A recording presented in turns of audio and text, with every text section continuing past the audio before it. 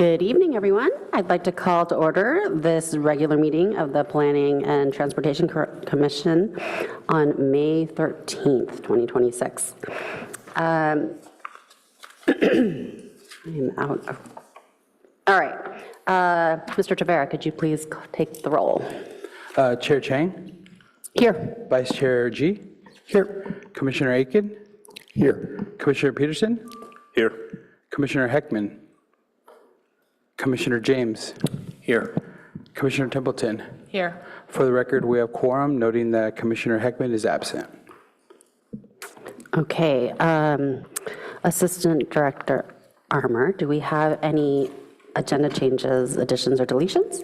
No agenda changes or deletions. Okay, great. So right now it's then time for in-person public comment on items that are not on the agenda tonight. For those people who may wish to comment on items that are not on the agenda via Zoom, we'll be doing that towards the end of the meeting. Mr. Tavera, are there any comment cards? Yeah, through the chair, I have not received any public comment cards for general public comment at this moment. Perfect, thank you. Okay, then we'll move on to city official reports. Great, thank you. Good evening, everyone. We'll just give you a brief update on upcoming Planning and Transportation Commission meetings. We'll go to the next slide. At your next meeting, scheduled for the 27th of May, we have 3 items. The annual review of the CIP projects. This is just checking to make sure that the planned CIP projects for next year are all consistent with the comprehensive plan. Then there will be consideration of the pro-housing designation that we are looking to submit to the state, looking for your thoughts or input and discussion with the public on that, followed by the parking programs update and downtown parking modernization initiatives. So both of those last 2 are going to be study session discussion items.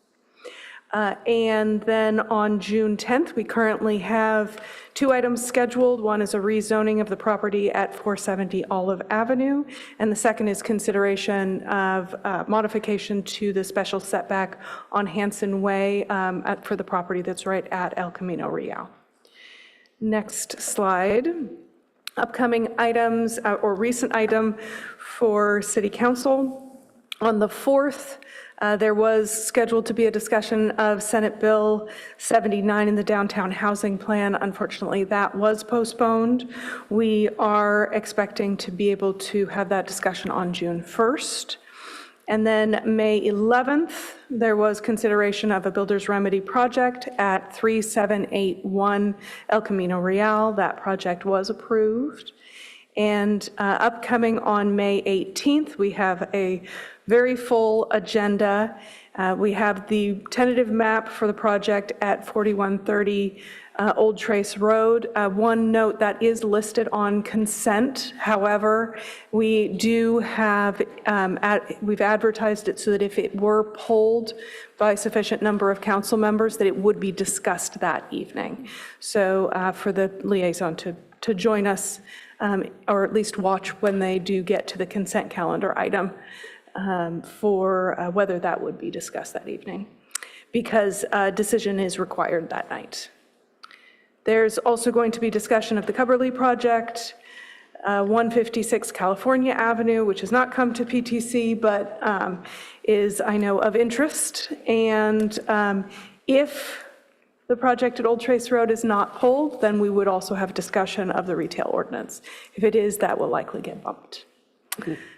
So that is my update for this evening. I do want to remind anyone who is here to speak on items that are on our agenda tonight, remind them to fill out a comment card and submit those as soon as possible to Sam here, our clerk, for the evening, so that we can get those organized. As we know there's going to be some interest, we can mention that again later in the meeting.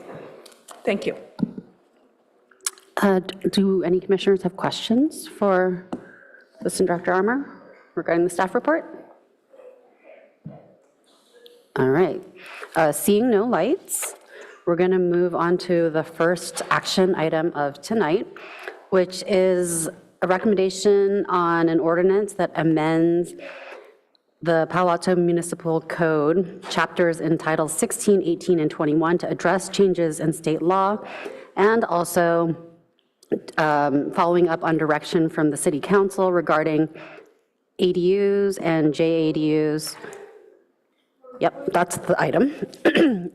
So can we start with the staff report, please? Good evening, Commissioners. My name is Garrett Sauls, and I'm the one who has been working on the city's.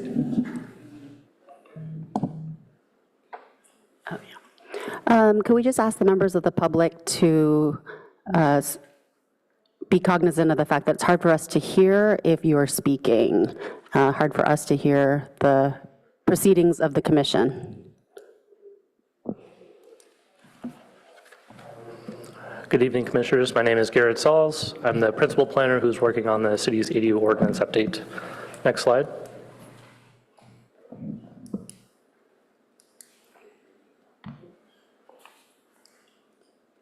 The purpose of tonight's meeting is to go over the changes in state law that have occurred at the beginning of this year, as well as to consider and discuss the draft ordinance the city staff has put it together with the tentative council hearing date of September 14th later this year, and to discuss staff's recommendation and the next steps from that council feedback. Next slide. To go over a couple of the more impactful changes at the state level, Assembly Bill 1154 highlighted a couple of items that now no longer allowed for junior ADUs to be rented for short-term rentals. It also changed how owner occupancy rules apply, and that owner occupancy now applies only when a junior ADU shares a bathroom with the primary home. If it has its own separate bathroom, there's no longer now a need for the owner to occupy one of those two units. Senate Bill 9 reinforced a couple of items around the reporting timeline for the city when it came to adopting any new ordinance, as well as the responsiveness that the city has to maintain when it comes to responding to any comments or feedback from HCD. And it, again, reiterated that any ordinance that misses either of these deadlines is actually considered now null and void. If we miss sending that adopted ordinance to the state within 60 days, or misresponding to the state within 30 days, when they give us comments, the city's ordinance would be null and void in either of those circumstances, not both of those, if both of those circumstances apply. There were a number of other changes, mostly with SB 543, about changing how interior livable space, changing how floor area and lot coverage is calculated, as well as impact fees are calculated for ADUs and junior ADUs, required an appeal process for ADU and JDU applications, changed the overall number of ADUs that are allowed now on single-family properties. From previously, there was an allowance for 3 units. Now there would be 3 ADUs and 1 junior ADU, in addition to the primary home. And then also, lastly, shortened the review time staff has from 30 days to 15 days for an initial review to determine completeness. Next slide. This slide represents an example of what on the left side, the current standard or previous standard of what the city had for measuring floor area and lot coverage for the structure, measuring that in essence for the second units to the exterior stud wall, which was a similar measure we apply currently to the primary home. On the right-hand side represents a measurement to the interior wall face for these units. And in the proposed ordinance, staff identifies that our intent is to exclude the exterior walls of the ADU or junior ADU that are not shared with the primary home from counting towards floor area or lot coverage from the site in total. Next slide. The more important detail on this slide to sort of pay attention to is at the bottom of it, which identifies that the distinguishing factor that's underlined for single-family homes in that I just mentioned 2 slides before, which is that there's now a new allowance for 1 additional ADU. On the top end, it just sort of identifies what was the previous understanding and expectation for what ADUs in the single-family and multifamily setting could provide for. But for multifamily, there has been no change to that standard. Next slide. To go at a high level of an overview of the ADU and JDU appeal process that the city put in the draft ordinance, staff put in the draft ordinance, Generally, what would occur is when the application is submitted to the city, staff will provide an initial review of it, identifying what's missing and what they can do to proceed to be able to continue processing that application. That's this 15-day period that the city has now. Or if it got to a point where the city was actually denying the application, that would be another integral step in this appeal process. If in either of those two scenarios, the applicant is interested in appealing that decision, once they provide that written formal feedback to the city requesting that appeal, that starts the 60-day time frame that we have to respond back and provide a final written determination. In the staff's draft ordinance, the staff is recommending to have that go to the city council consent calendar initially, placed on that consent calendar within 45 days, and polled, if it's polled by 3 members of the council, that decision, that final written determination still needs to be provided within that 60-day time frame. Next slide. The next 2 slides are covering aspects of the motion that council provided last May when they adopted the previous ordinance that's in effect now. The first item you see here is to consider increasing the maximum size for ADUs from 1,000 square feet to 1,200 square feet. The next couple slides you'll see we'll be talking about allowing for separate sale of ADUs. And to just give a brief overview, currently the city's regulations allow for up to 1,000 square feet is the maximum size for an ADU, provided they provide a minimum of 2 bedrooms. State law allows up to and a maximum 1,200 square feet, again, with a minimum of 2 bedrooms. The draft ordinance proposes that attachment C in the draft ordinance, which is, again, sort of a separate attachment that if the PTC recommends adopting, could be easily incorporated into attachment B or A, which is the actual draft ordinance. That increase could go from, again, 1,000 to 1,200. And combing through a little bit of the data of what the city's received in the last 5 to 6 years, we've noticed that there hasn't been a substantial amount of applications that are, in comparison to the rest of them, that are looking to build a 1,000 square foot structure or larger. In fact, only 3 applications have actually done so, and at least 2 of them, all 3 of them, excuse me, were conversions of existing space, where under our city and state law now, there is actually no maximum size for those conversions. So there's no clear indication that 1,200 square feet is a driving force for individuals building ADUs, but as it's not an option now, people are not able to do that. So if there's an interest in pursuing that, it's something that could be incorporated into the draft ordinance. Next slide. This is the second item that council gave direction for staff to study and consider, which is allowing for separate sale of ADUs. Back in 2024, the state allowed for cities to adopt certain regulations. They mandated that the city had to allow for ADUs developed by qualifying nonprofits. If there was an interest, they could be sold separately. That is something that exists today. We have yet to receive any interest or an application to do that. But there was an opt-in option for local jurisdictions to allow If members for, of the public could just please silence your phones now so that we aren't interrupted in the future. Thank you. cities could opt in to allowing separate sale of ADUs. So far, there's been about 10 jurisdictions in California who have opted into doing that. And from my research, trying to connect with them, the few that have been those early adopters haven't had many applications come through yet. But noted a couple of barriers as I was speaking with them that that for them felt were reasons for why maybe more applications weren't coming through. And that was primarily that there's a requirement for lien owner consent. So if your property is still owned by the bank and they're not interested in allowing this to happen until you pay off your loan, that's a major hurdle that homeowners could face in pursuing this. And separately was just generally the concept of application fees and process. How long or difficult or expensive is it for an applicant to go through that process from the city standpoint once they've passed this first hurdle. Next slide. In the city's draft ordinance, commensurate with this new change to state law allowing for up to 3 ADUs to be available, built on the site, the city's draft ordinance incorporates, staff's draft ordinance, incorporates the allowance for up to 3 ADUs to be sold separately from the primary structure. And the process would be managed in a similar manner to SB 9 applications. A couple things to note, junior ADUs cannot be sold separately from the primary home. They must still be a part of that or connected to that structure. And then the second thing is that as this is an opt-in program, there's more ability for the city to have discretion with certain standards that they want to adopt.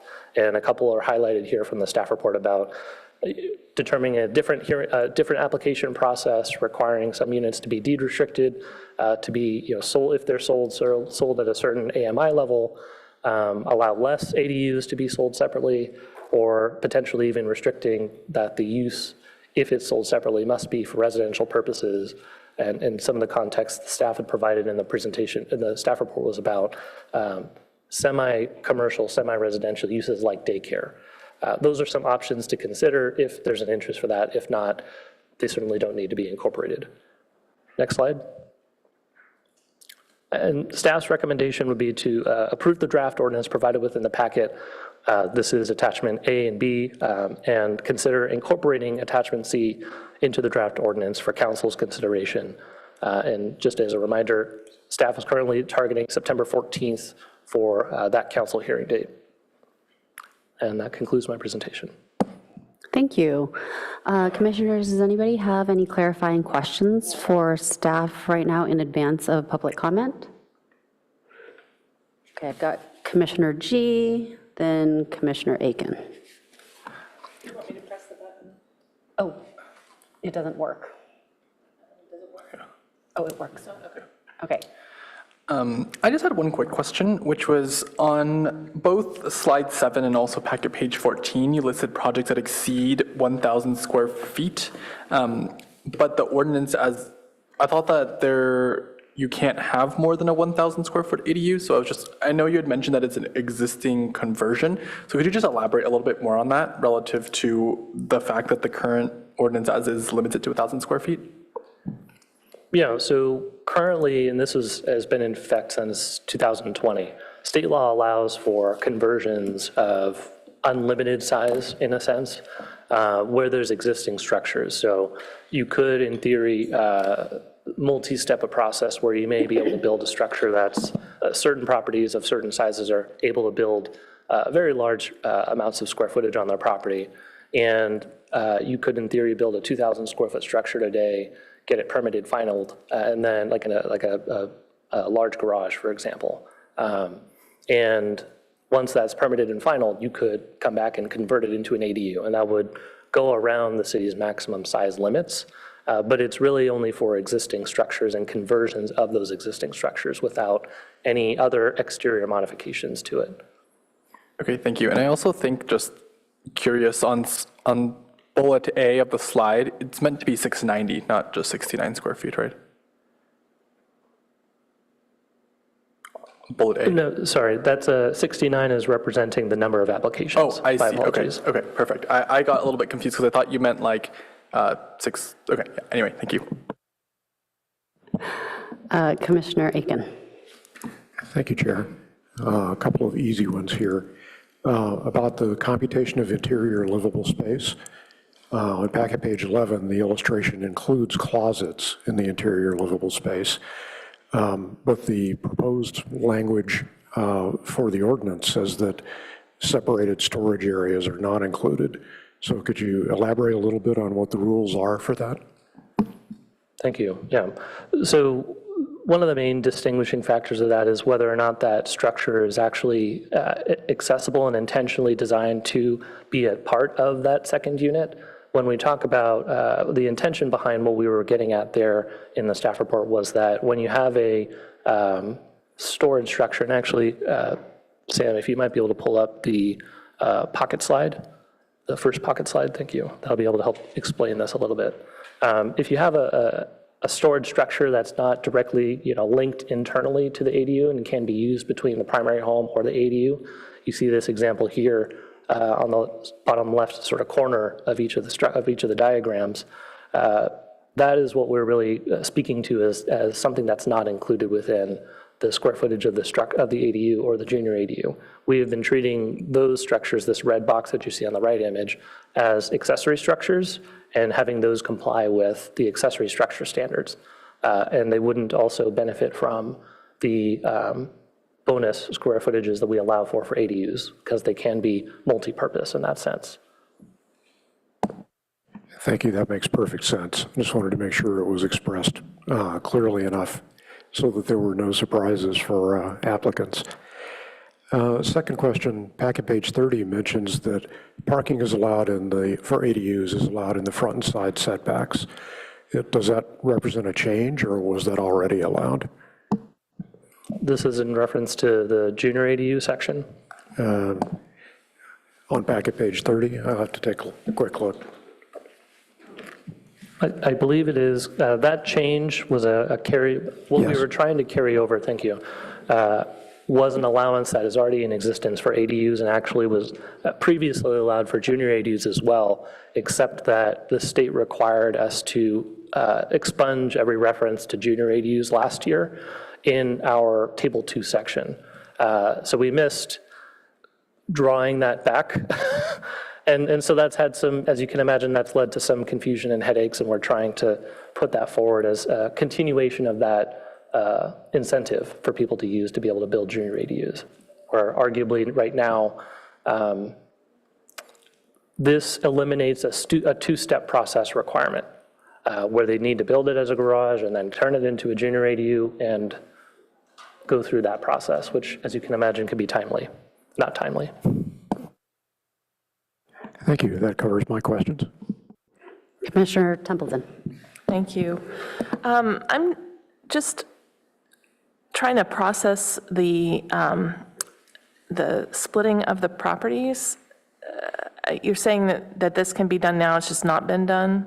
What happens to the property? Does it officially become two different deeds, or like two different property tax bills, or what is the reason that somebody would want to do this? Yeah, so it's almost more like they're creating a condo air parcel. So the boundaries of the parcel don't necessarily change, but the ownership of the structures does. So more so in the context of council's thoughts, at least at the time last year, they were interested in studying whether or not this might be some other drive or incentive for people to enter into the market, so to speak, the ownership market. Its drive from the state, I think, is a similar approach in that way, that it's really just trying to drive opportunity for ownership.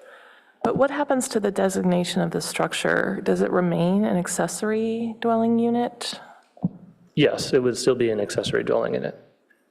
To what? To the neighboring property? It wouldn't be on its own part of the property? So it's still on the same parcel, it's just a condo unit. So yes, it's unusual. It's the nomenclature is a little bit awkward, but because it is still on that same parcel, and there's just the allowance for separate ownership of that structure.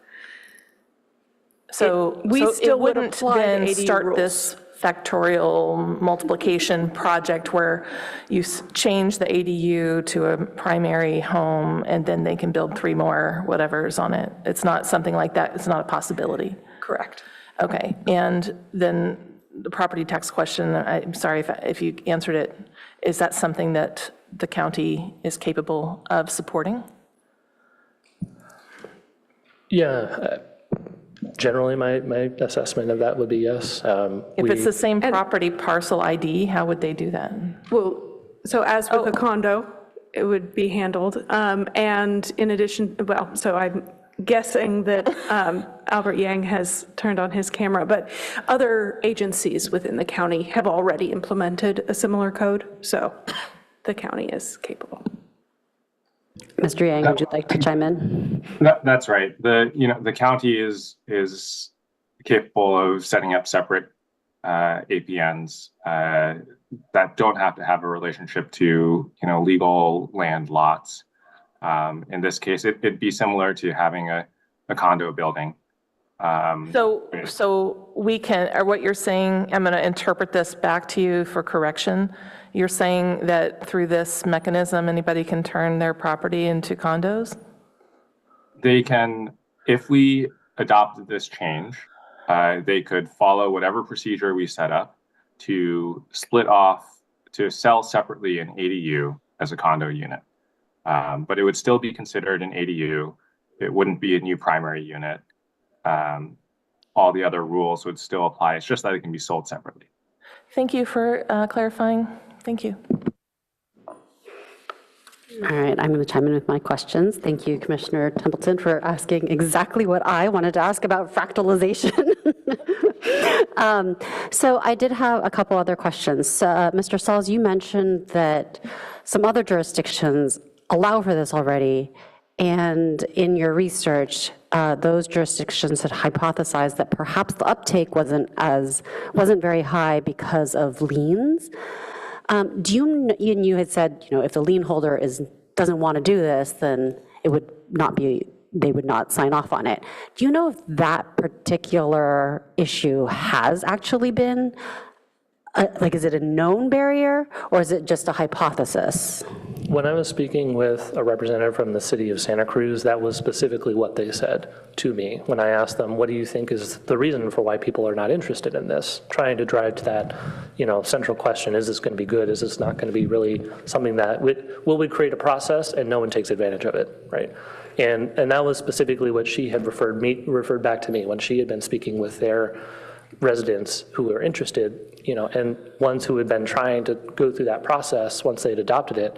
They were saying that their lien holders were nixing it, right? And so to that end, that's why we tried to incorporate, because it's so new, we wanted to try to get some sense of understanding from other jurisdictions about the challenges they were facing to hopefully preface our understanding of what that experience might be for Palo Alto. Thank you, that's super helpful. And do you have any sense of, say, how Palo Alto might compare to other jurisdictions in terms of the proportion of our parcels that are free and clear, that there are no liens? No, I don't have that information. Okay, thank you. Related to this also, condoization process, this might be a question for Mr. Yang if you can't answer it. Is there a decondoization process? Meaning, if I'm a owner of a property with all these ADUs on it, and I undergo this process, and then I decide, oh wait, whoops, this is a big mistake. Is it possible? Is it, how burdensome is it to reverse that process? I think it's you buy it back and then you merge the lots, but check to see if Mr. Yang has anything to add. For members of the public, we got a thumbs up from Mr. Yang. In other words, you do just buy back the parcels and then merge them. Okay. And maybe just to clarify, it's not so much a merge as it's an elimination, I guess, of that APN, because they're not really like split, right, in the way that a traditional subdivision might actually physically create like a new lot line in some manner. So maybe it's splitting hairs. But they would have to go through the parcel map process and everything again, correct? Because it's a new parcel map? Yeah, it would be a similar process to... In reverse. To reverse them, yeah. Thank you. Okay, so I don't see any other clarifying questions. Oh, one more. One from Commissioner James.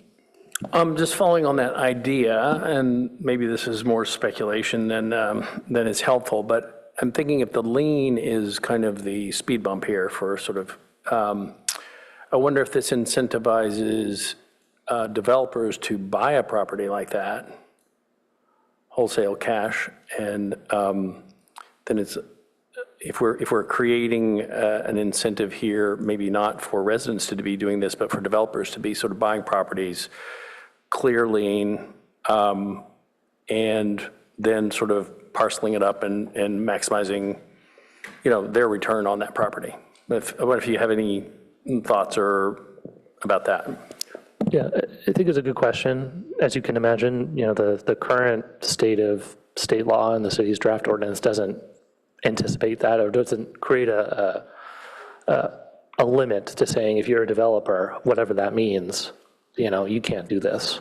I would imagine, given that the city of San Jose, city of close to 1 million, has seen only 2 applications and only 2 have been approved. I would assume if that were something that was really happening, that we would, when I reached out to them earlier this year, they would have said, oh my goodness, we're seeing a lot of this. And we're finding out that it's just somebody who's coming in and doing just that. They didn't seem to convey that sense of experience through their process. Thank you. Any other commissioner questions, clarifying questions? All right, we're going to move to public comment. Mr. Tavera, do we have any hands raised or comment cards? At the moment, we have one public comment request for this item. And if there's any members on Zoom that would like to speak to this item, I'd like to ask you to raise your hand so I can add you to the queue. And through the chair, just a reminder for the future item that's on the agenda, anyone who is interested in speaking, bringing up those comment cards at any point is helpful.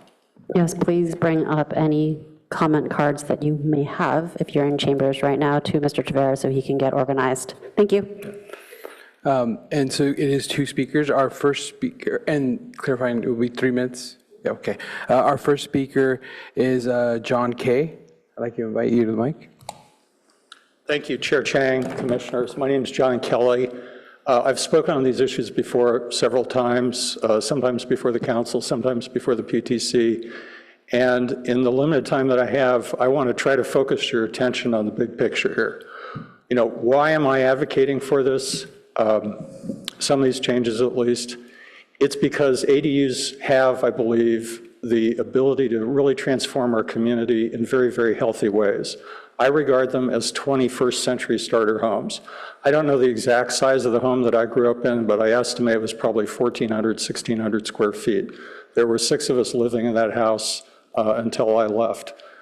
I think we have lost that kind of housing in Palo Alto, with the small exception of what are usually referred to as courts. Courts are referred to in the housing element. We have a housing element plan or goal, whatever it is, that says we should try to do more things that are like courts. And I think that what you have before you tonight, especially in Appendix C, is the opportunity to effectively build more courts in Palo Alto, which would be a good thing. Why is that a good thing? It all comes down to money. One way or another, that's what's driving real estate in Palo Alto. We have a median price, which seems to vary, and it seems to go up generally over time. I don't know what it is for an R1 house, but I think it's probably over $3.5 million. That excludes many, many families from our community, many of whom are children of people who've, families that have lived here, their offspring. There are a lot of reasons why we should have family continuity in Palo Alto.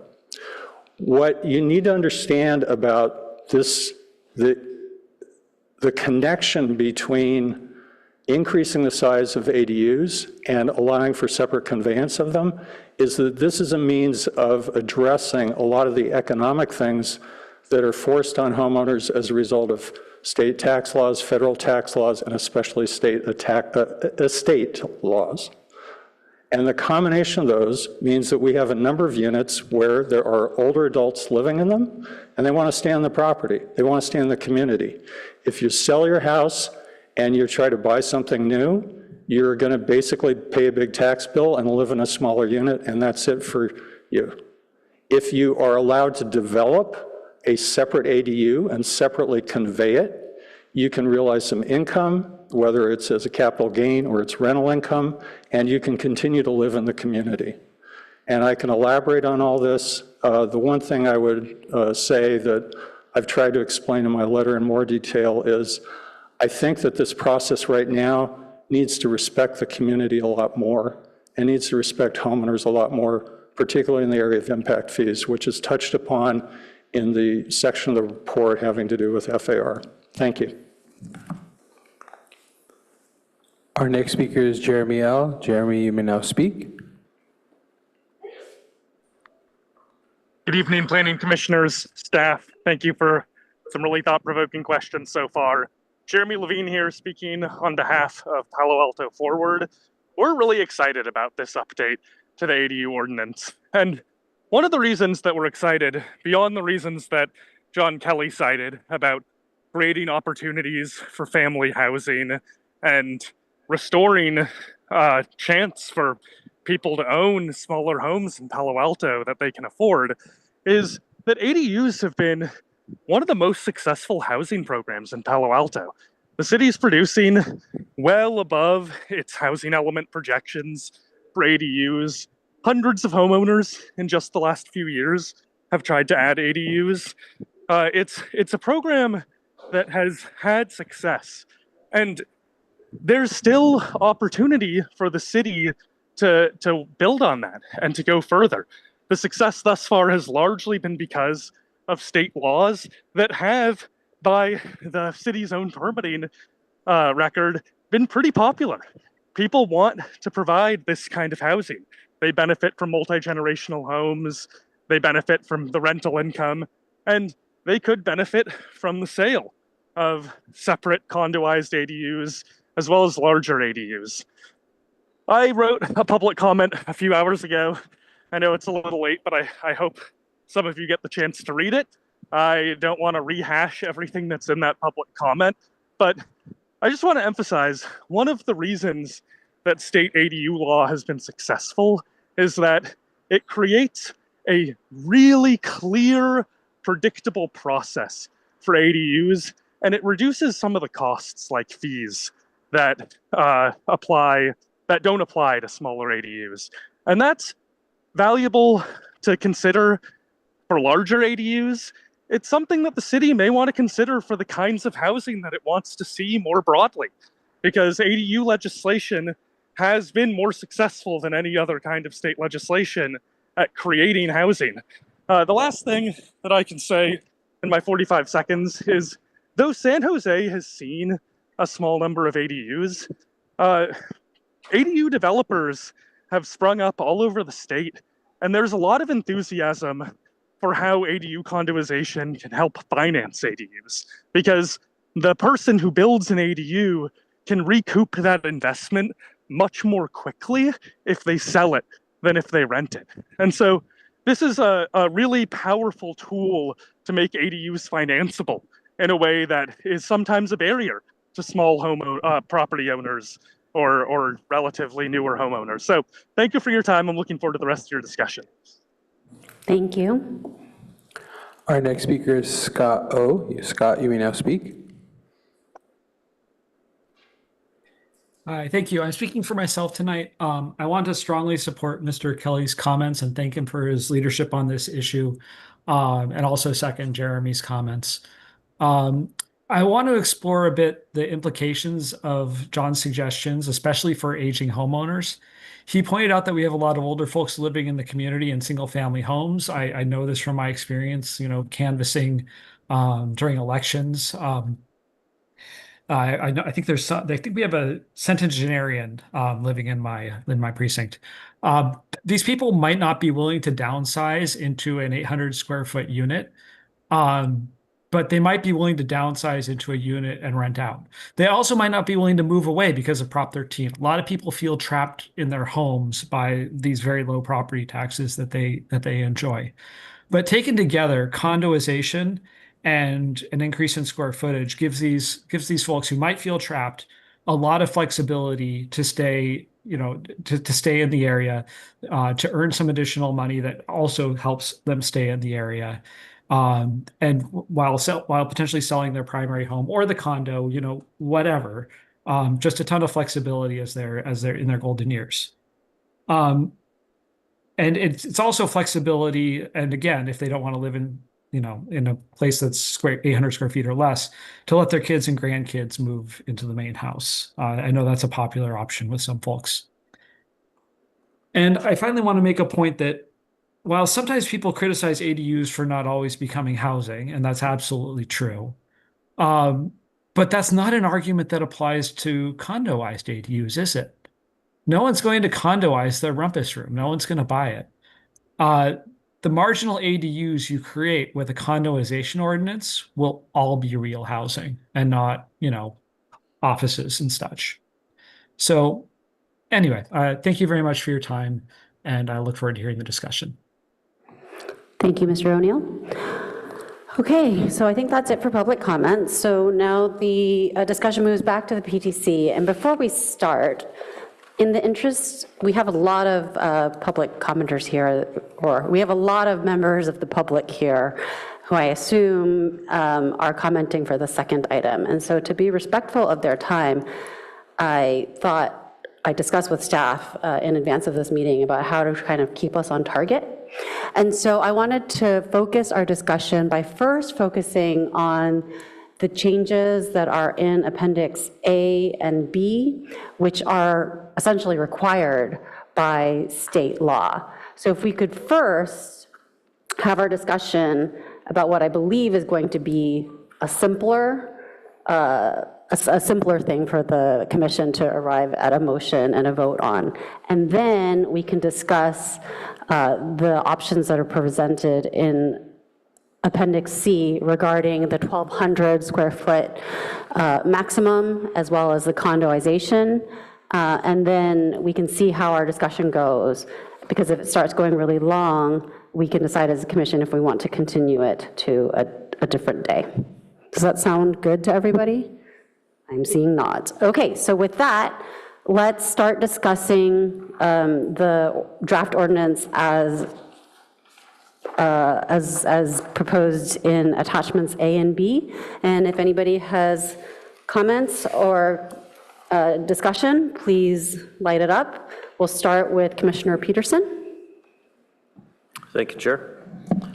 So the ADUs, I want to make a comment that in general, I'm not in favor of ADUs overall, and I'll explain why, but I think John Kelly made the argument, which I know we're going to possibly push off the condoization discussion, but that the fairness of allowing to separate the lots into smaller pieces and allowing people to continue to enjoy to live in Palo Alto was a piece of the discussion that I had not realized. I want to thank Mr. Kelly for bringing that up. But as far as ADUs, I think one of the concerns that I have, which I'm going to be supportive of ADUs, but is the energy analysis. When you have an individual detached structure, you have more exposed walls to it. And then a lot of times the ADUs are, of course, going to have probably lower quality construction, prefabrication, things like that, which usually is lower efficiency construction than maybe the main house. Where alternatively, if you focus on multi-unit housing, you have shared walls, shared mechanical systems, and usually you can have a higher quality system in place. It's not going to be a prefabbed apartment complex, things like that. It's going to be actually purposely built.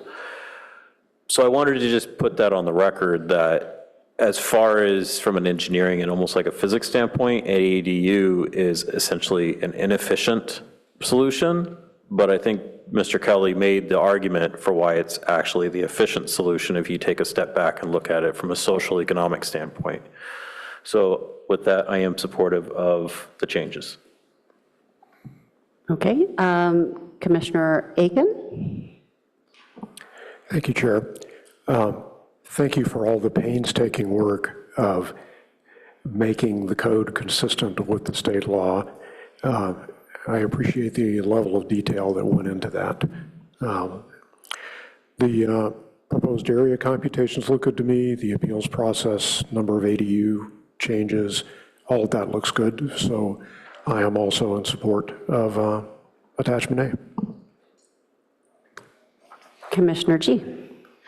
Thank you, Chair. I had a kind of, it's not going to prevent me from supporting attachment B, but I just had a question about placing on the agenda for a consent calendar within 45 days. How often do items that are appealed to council actually get pulled off of the consent calendar?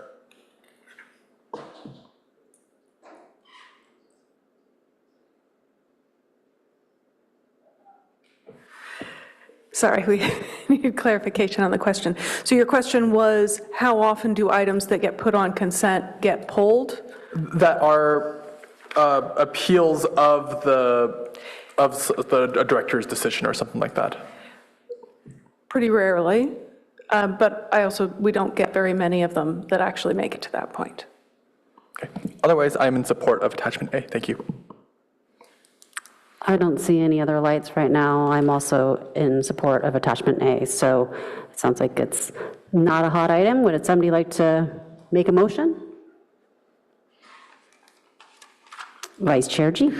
I'll move attachment A as staff has provided it here. Second. Any discussion? Oh, no. Any discussion? Okay, then, Mr. Tavera, can you please call the vote? Yep. Commissioner Aiken, Yes. Commissioner Peterson, Yes. Commissioner James, Yes. Commissioner Templeton, Yes. Vice Chair G, Yes. Chair Chang. Yes. Motion carries 6-0. All right, that may be the fastest vote that we have ever done. All right, now on to what I foresee to be a little bit stickier. So now we're going to discuss the draft ordinance that is in Appendix C, or in Attachment C. And so this is covering two areas: the proposal for increasing the maximum ADU size to 1,200 square feet, as well as the condoization, allowing the condoization of ADUs. So if anybody has comments about that, please light it up. We'll start with Commissioner Aiken. Thank you, Chair. So I have no objection to increasing the maximum ADU size, even though it looks likely that there won't be many applications for that. I still see little or no downside. So I would like to support that. I also have no objection to allowing the condoization process, though I would like us to consider adding the requirement that they not be used for short-term rentals. Because even if that's not done by an individual owner, it may be attractive to a corporate owner to take that approach. Just an aside, responding to Chair Chang's comment, an article in Palo Alto Online recently noted that 35% of single-family home transactions in 2025 in Palo Alto were all cash. So I suggest that the lien holder barrier that may be a consideration in Santa Cruz may not be as much of a consideration here. So we may see more conversions as a result of that. Thank you. Mr. Sauls had something that he wanted to say. Thank you for your comment. To the question of whether or not ADUs can be rented for less than 30 days, state law is actually very clear that they cannot. They must be rented for 30 days or longer, and this state law, from what I've seen, doesn't change that aspect of it. If they're being used as, if for whatever reason someone goes through that condoization process, I haven't seen it reflected as that nullifies the requirement if it is being rented to be able to be less than that. Okay, perhaps I was confused. Let me see if I can find the reference. Packet page 15.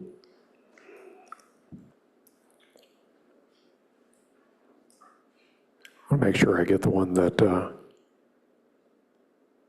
had concerned me.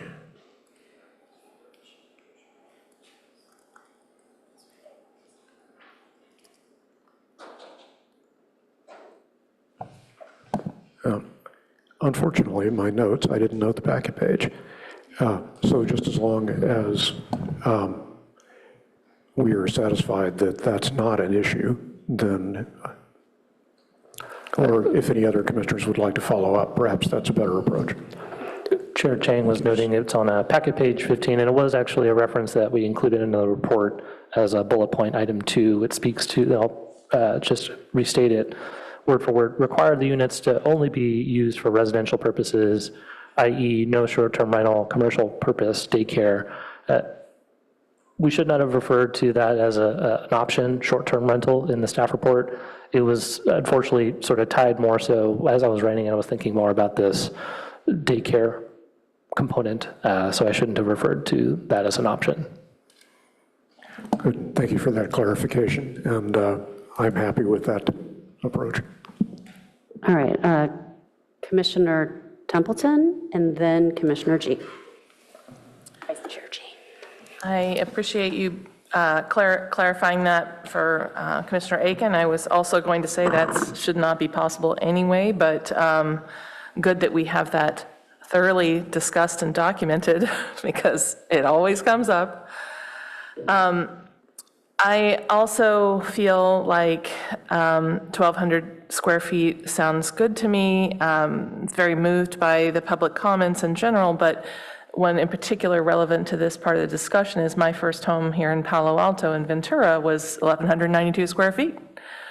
That was our whole home. Of course, we had the whole lot, but we also had a garage that, if it hasn't yet been, should be converted to an ADU, and other uses of that property. So, that certainly would be a substantial sized home for a starter family, and that's what we need to add to Palo Alto. We're finding fewer and fewer people in that situation financially are able to enter into Palo Alto, so I think it would be good. Thank you. Vice Chair G. Thank you, Chair. I'll join my fellow commissioners by saying that I'm also supportive of the increase to 1,200 square feet. I had a question about the ordinance as written in regards to bullet 2 on page 15 about the commercial uses, i.e. daycare or something else. One of the public comments said one of the reasons why condoization might be interesting is that people won't sell a rumpus room or whatever they said equivalently in the public comment, but hypothetically, is there, in the language as is right now, could I sell it and then someone use it as like an office or something? Is that possible? I think to one end, if it's a home occupation, we have a very clear explanation of what that means in our code currently, so that wouldn't change. If they're using it as their personal sort of office space, they have a little area, the code defines sort of an area of how much that can occupy. In theory, yes, that could happen, but it's limited again to the very instance of, I own this ADU over here, I want to use it because I have my own little private firm that I'm running sort of through my house, through my ADU house now. That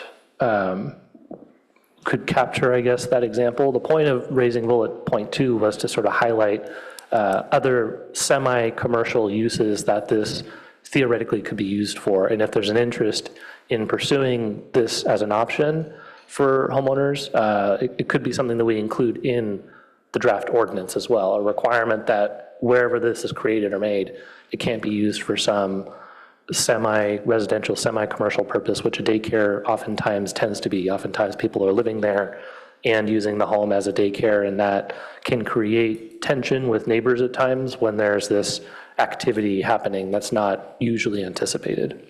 So as a follow-up, hypothetically, let's suppose I decide to open, I don't know, an optometrist or something. Is that something that as written could, if that was not, I don't live there, but I operate an optometrist in this ADU, is that possible? Right now, if I bought this condoed land, condoed ADU? We can look up the exact language in the code, but in general, a home occupation is supposed to be something that's similar activity level to somebody living in there. So Okay. having customers coming and going is generally not something that is incorporated into that type of use. Okay. So no. Thank you. And I think in general, there's been a lot of changes with ADU law that we've seen from the state level. And right now, I'm not totally certain how I feel about the condoization for the ADUs, mostly because I kind of want to wait and see about how all the laws that we've already passed or will have an impact, because it does take a little bit of time before we see the impacts of what's already been passed. So I'm not totally sure how I feel about the condoization as is, and I'm more interested in a wait and see approach right now. Thank you. Okay, since I don't see any other lights, I will give my comments now. I too am supportive of the increase to 1,200 square feet for the minimum size. As Mr. Sauls noted in his staff report, it's not likely to affect a lot of parcels, but aside from that, it doesn't change the FAR rules for the parcel. So in my mind, whether somebody decides to make their ADU larger or to make the primary house larger, it shouldn't make a difference to anybody else. So anything that, to allow a slightly larger ADU would then just increase flexibility for the property owner, and I think that makes a lot of sense, in addition to providing potential starter homes for folks. Regarding the condoization piece, I like the idea because to me, if you are already allowed to have these ADUs, the ownership structure, the underlying ownership structure shouldn't make that much of a difference. However, my one concern would be that we then incentivize a lot of developer activity. I love the idea of allowing a homeowner flexibility with what to do with their assets. In other words, if they want to pull some money out of the property, this is a way to do it. I've heard numerous people say that they want to build an ADU, but they can't do that because they don't have that cash on hand, but knowing that they could sell it would allow them to do so. But I also worry then that it would make it very attractive for some of the properties in Palo Alto to be then bought up by developers. And the last thing we need is to have individual homeowners having to compete with developers to buy their houses. So I continue thinking about this, and I do really like the second bullet that is suggested by staff on packet page 15, just to ensure that the units, if we do allow the condoization, are really only used for residential purposes. I think that we should, if we do allow condoization, I am opposed to the third bullet point, which is to require a hearing process for decision making. In other words, to require an owner to go through a hearing in order to decide if that particular parcel should be allowed to be condoized. I don't think we need to add more administrative burden to something. And then finally, the first bullet point I thought was particularly interesting, that if we allow condoization, to require units to be deed restricted to be affordable to a designated area median income. And I thought to myself, well, we are continually in Palo Alto really struggling to find a way to create affordable housing. And so I thought, wow, like this potentially gives a huge incentive for people who own their house free and clear to be able to get some of the money back out of the property. Like if they're retirees living there, they can build an ADU, maybe move into the ADU, sell their larger house, or vice versa, just sell the ADU. But how great would it be if we could, in essentially changing our legislation to allow whoever the current property owner is to benefit quite a bit, because you've increased the value of this property by allowing the sale, if we could also increase the public good a little bit. So, if we capped it at, say, 80% of area median income, that would really generate some very, very much needed affordable housing for people who want to live in our community. And so I thought that might be an interesting way to allow the condoization, but then maybe be a little bit of a disincentive for like the outright, I just didn't want to create this environment where all of our properties then become bought up by investors instead of homeowners. So that's my perspective on that. Are there other, we've got comments from Commissioner James and then Commissioner Templeton. Sorry, I think my button is not working particularly well, but I agree that the larger ADU size seems to have benefits and no drawbacks that I can see. Excuse me. I also, I share feelings with some of my fellow commissioners that I don't know whether I feel like an urgency for this. There were some good public comments that made it seem potentially beneficial to the community. I do agree that if we move forward with that we should bullet 2, require the units only be used for residential purposes. I do, as I suggested earlier, I have some concerns about this in terms of, are we creating a situation where like first-time home buyers now are sort of competing with developers for a property, and probably not able to compete particularly well? Chair Chang's point about if you compel some of those to be deed restricted AMI, you might offset that, it seems to me. You know, we're kind of trying to predict what the result of this would be, but if it was a bit of a gold rush, let's say, that might, the AMI deed restriction might kind of alleviate that a little bit. Like the first-time home buyer that sort of loses to the developer might be able to sort of then afford the ADU, if that makes sense. Commissioner Templeton? Thanks. I want to weigh in on this. I'm glad you brought it up. It's certainly going to be part of the discussion longer term anyway. But you know, putting my property owner hat on, I feel very strongly I would not want to tie the hands of the homeowners and take money out of their hands, especially if we are talking about older folks who have invested their whole life in this property, which is probably their primary asset. If we think about that, if we're targeting that group of people, to then say you can only sell it to people who can't afford to pay you the most for your money is really going to be unsettling for them. I have heard this from people. So if we're talking about the gold rush, the gold rush is what happens when they pass away and sell this property and somebody comes in and buys it up for cash and does whatever they want with it, right? That's not what we're discussing. We're discussing while they stay on the property, can they have some kind of financial advantage from a portion of it that will help them stay in place and live there for the remainder of their lives. So I just want to throw that out there as part of this discussion, because as enticing as it is, because we do need more affordable housing. I want that to be the corporate built housing and not the mom and pop built, you know, ADUs and places for their grandkids to maybe start developing their own portfolio of real estate ownership. So that's my 2 cents. Thank you. Do we have other comments?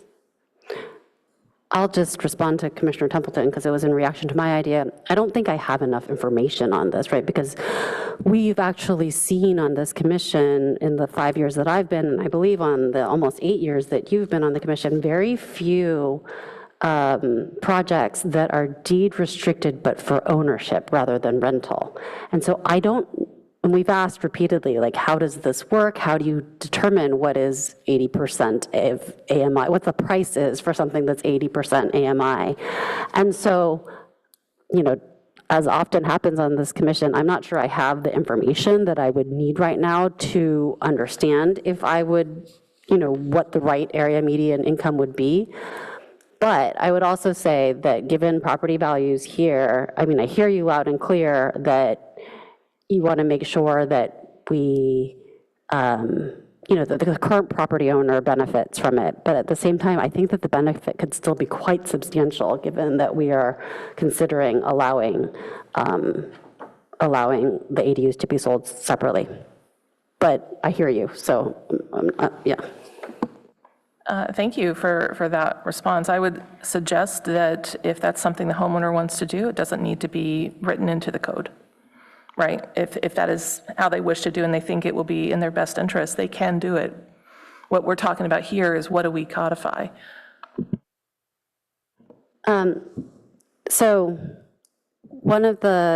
I think that we actually on the commission had agreement on the 1,200 square feet, I believe. So I would suggest, again, just to try and be expedient and document things quickly and in a readable fashion for the future. If somebody would like to make a motion regarding that, then we can vote on that and then we can discuss the condoization point. So moved. I guess we're talking about staff recommendation for square footage and attachment C. So Commissioner Peterson light had gone on, so I don't know if he wanted to speak. Feel free. He's fine. Okay, so do we have a second? Second. And is there any discussion?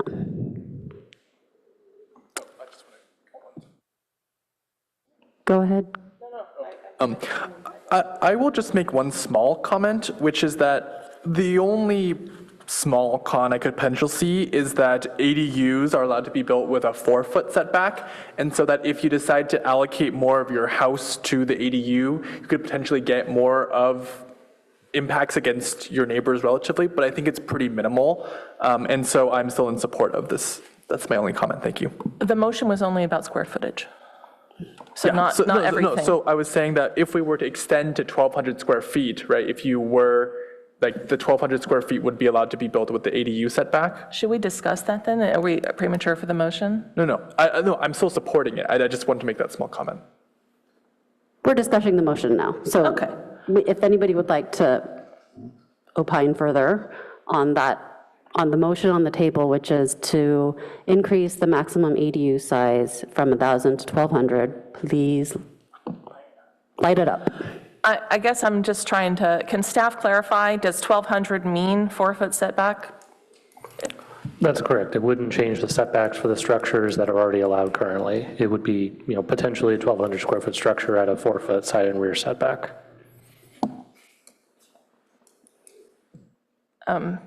I'm sorry, I didn't understand what you said. Yeah. So currently, you could build a 1,000 square foot ADU at a 4-foot side and rear setback.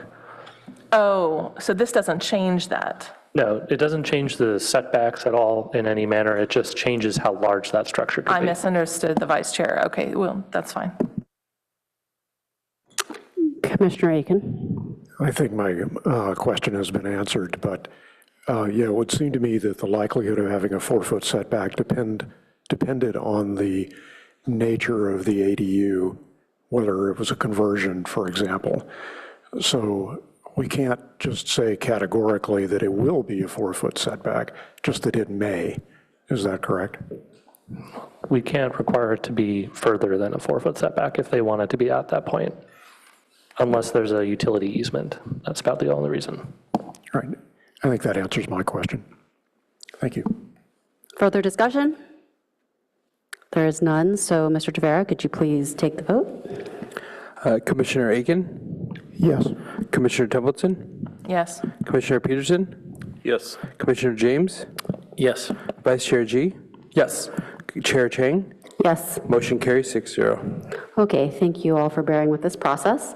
So now we should discuss the condoization. And Mr. Stalls, did you want to provide some context for, why this is before us? Just like I mentioned earlier, last year, council had asked staff to consider studying this topic and including it within a future update to the city's ordinance.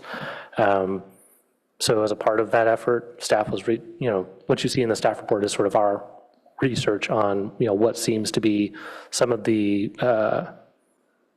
maybe some of the challenges that you might see, or that we might potentially see when it comes to, these projects coming forward. But And did you get a sense, so when you reviewed the minutes in preparation for this meeting, was council saying, consider this because we want to do it, or just consider it? the latter, just consider it and study it. So I wanted to ask for that clarification because it opens up what we as a commission can decide to do. We could decide to punt on it. We could decide, so it's wide open. We are being asked by council to literally just consider this, the pros and the cons. And so that means we need to come up with whatever we think is best. So if you have additional comments, I think eventually we're trying to aim for a motion regarding this idea of condoization. Yes, go ahead, Commissioner Templeton. Yes, I think for the Palo Alto community, we don't have enough information on that part yet because there's a very small sample size. Right now, you said there's only 2 in the city of over 1 million. That doesn't give us a lot of information to base our recommendations on. That said, I hear from the community the appetite for us to discuss it and consider it, but I'm just not sure about the timing. I'd like to hear from the other commissioners about that. I will say, you know, the public comment was moving. We do want to be able to include more lower income families, and this is a way to do it. So I'm sympathetic to that. I just want to make sure that we do it in a way that the community can get behind, because I think that's really important. Commissioner Peterson. Okay, so I have a quick question for staff first, then I'll make my point. Remind me, what's the maximum number of ADUs you can put on a lot or ADU condos? In the draft ordinance, it would be 3 ADU condos. Okay, and that includes the main structure? That's right. So it's this, So, right, in total, the total number of units that now can be built on a single-family home is 5. The primary home, 3 ADUs, and 1 junior ADU. The primary home and the junior ADU will always be linked together. If someone builds 3 ADUs and goes through this process, there are 3 ADUs that can be sold separate from that primary home. okay. And then, so what I'd like to just understand is, I think a good example is V-Rent. The owner was here a few weeks back where they had assembled lots together to build one large project. So now we're introducing a new proposal, which is, say, rather than building one large project, they could assemble lots and create individual lots, each one of them with 5 units on it, correct? I'm not sure that that's necessarily the case. What we're expecting would be an application is someone has a single-family home today. They're not merging multiple lot properties together to then be able to do this condominium opportunity. It's that they have a single-family home now. They can build 1 or up to 3 ADUs and then sell those separately on that same, again, it would be on the same parcel, but they'd be condo parcels. Let me put it more actionable. There's a commercial lot somewhere in Palo Alto that currently has a condo type proposal. So say if that commercial lot was divided into residential lots, and I made the case to do that, each of those residential lots could have 5 units on it? That is correct if they were made into single-family homes. Right. Okay, I just suddenly, saw that this is an entirely different approach to development than, it's almost the reverse of what we saw V-Rent do, which was assembled, say, a dozen lots into one large lot and one large project. But we also have the example of one large lot now being split into individual lots with JADUs, which I think we had an example of on in the Horseland, I think they called it. So what is the position of staff on that? Is that's expected behavior? Given the lack of information from other jurisdictions when talking about it, we're not certain that this is going to produce a significant volume of applications. The context of Palo Alto being a city of 60 to 70,000 and San Jose being a city of closer to 1 million, the inference there is that, if they were seeing dozens, hundreds of these applications, we might see a similar volume, but to a scale that's appropriate for Palo Alto. Because that data hasn't yet shown itself for the people who have, the jurisdictions who have adopted it, we're unable to really determine if that's really going to turn into anything for Palo Alto. If we are more or less a city that has people owning their properties compared to San Jose, we don't have that information to be able to make that determination that then just means that people are actually just going to do this instead. One last question, which is, are you familiar with out by Foothill Expressway, we had the horse property type place was divided up into a lot of ADUs? I think this was Are you speaking about the previous I think he's item? talking about Old Trace Road, is that right? Is that what it was called? So I am familiar with it. So how is this separate from that? Because that was also a lot divided up into a large number of ADUs. So that was a lot split, so it's a subdivision, not condos. And it wasn't a bunch of ADUs. Actually, you haven't seen the houses themselves. It was proposed as individual single-family homes. Each one almost every one of them also had an ADU. So each of the new parcels was proposed with a primary home, and most of them also included an ADU. This is allowing, by state law, already allows somebody who has an existing single-family home to build up to 3 or 4, if you're including junior ADUs, in addition to the primary home. The question now before the PTC is whether those ADUs could be sold, allowed to be sold separately as a condo, maintaining the existing parcel. All right, thank you. I have a much better understanding now. Appreciate it. So we've got Vice Chair G and then Commissioner Templeton. I'll be quick. I think that I agree at this time with Commissioner Templeton about the lack of data. I'm unconvinced at this time that this is something that we are urgently needed to go towards. And I'm a little bit concerned about what Commissioner James had mentioned in terms of potentially being a target for developers. I have a bunch of friends who are trying to buy a place out in Pacifica, and they're continuously being outbid by developers. And that's a pretty big worry for me. So I think at this time, I'm not interested in sending this forward. Thank you. Commissioner Templeton. Thanks. I just had some follow-ups to Commissioner Peterson. What makes this not a subdivision? You said that was a subdivision, this is not. What makes these not a subdivision? So that one was the parcel divisions, right? It's different parcels of land. Whereas what we're talking about here is the condo map. So it's not parcels of land? Are we stacking these ADUs, or are they sharing a building? What do you mean by that? So another example is if you had townhome development. We've seen that recently. We can put 3 townhomes on our property? I'm not speaking about single-family property. I'm saying that is an example in many cases where those are air parcels. It's not a line on the map saying I own the earth beneath my structure. I just own the building. And so it is a condo rather than the land. And so that's the distinction between the subdivision that was considered for Old Trace Road, where it is dividing up the land, versus a condo. I don't know if our city attorney would like to add additional clarification that might help with this.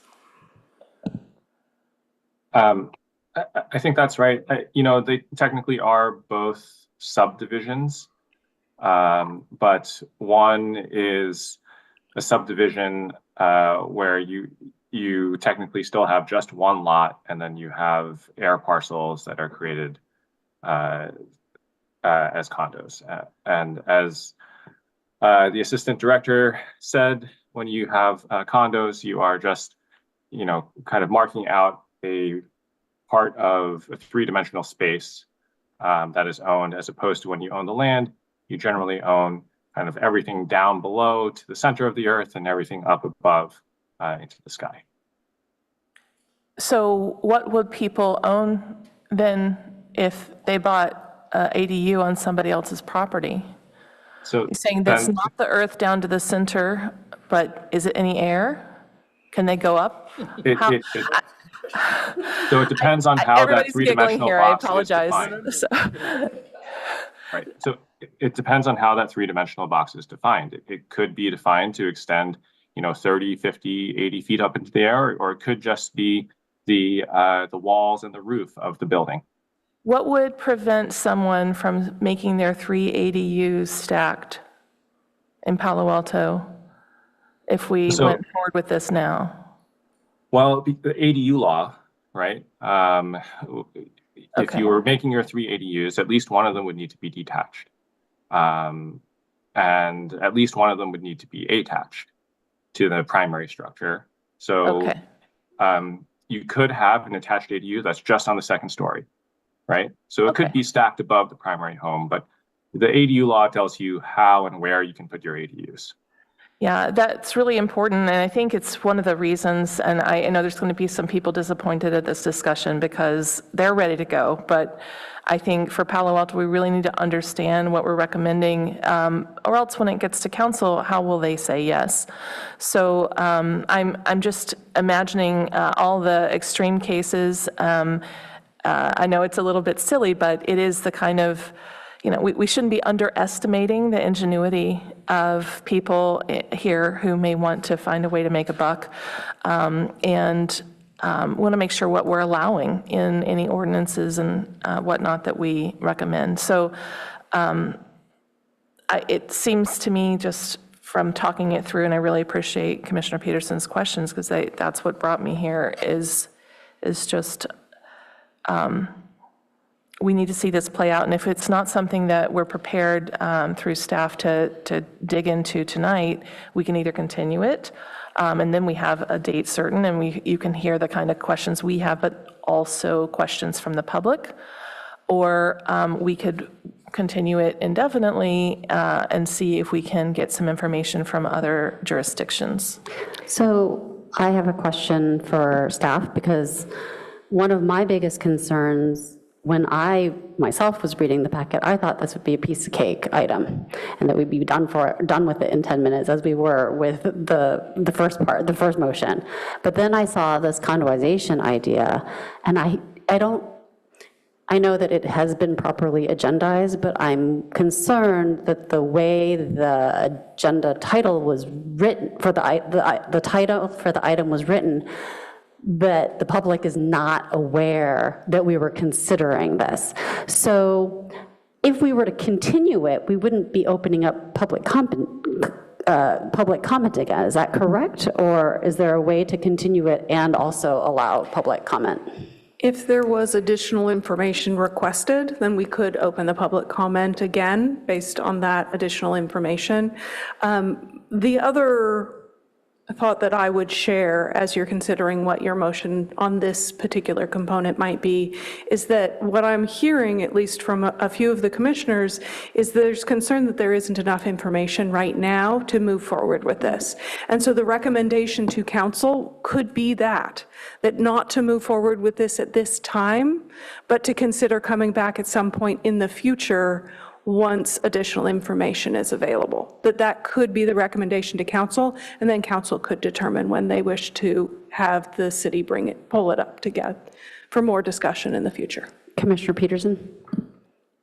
So I wanted to say, I feel like I have enough information, and I think Mr. Kelly was the speaker who made the argument that really, I think, reached out to me of understanding the social equity of people being able to remain in their home while also being able to, I think, maybe micro segment their real estate assets while remaining on a piece of that. I think I see the value of that, because you certainly don't want to be pushing people out of the community who are a part of the community, and this allows people to stay.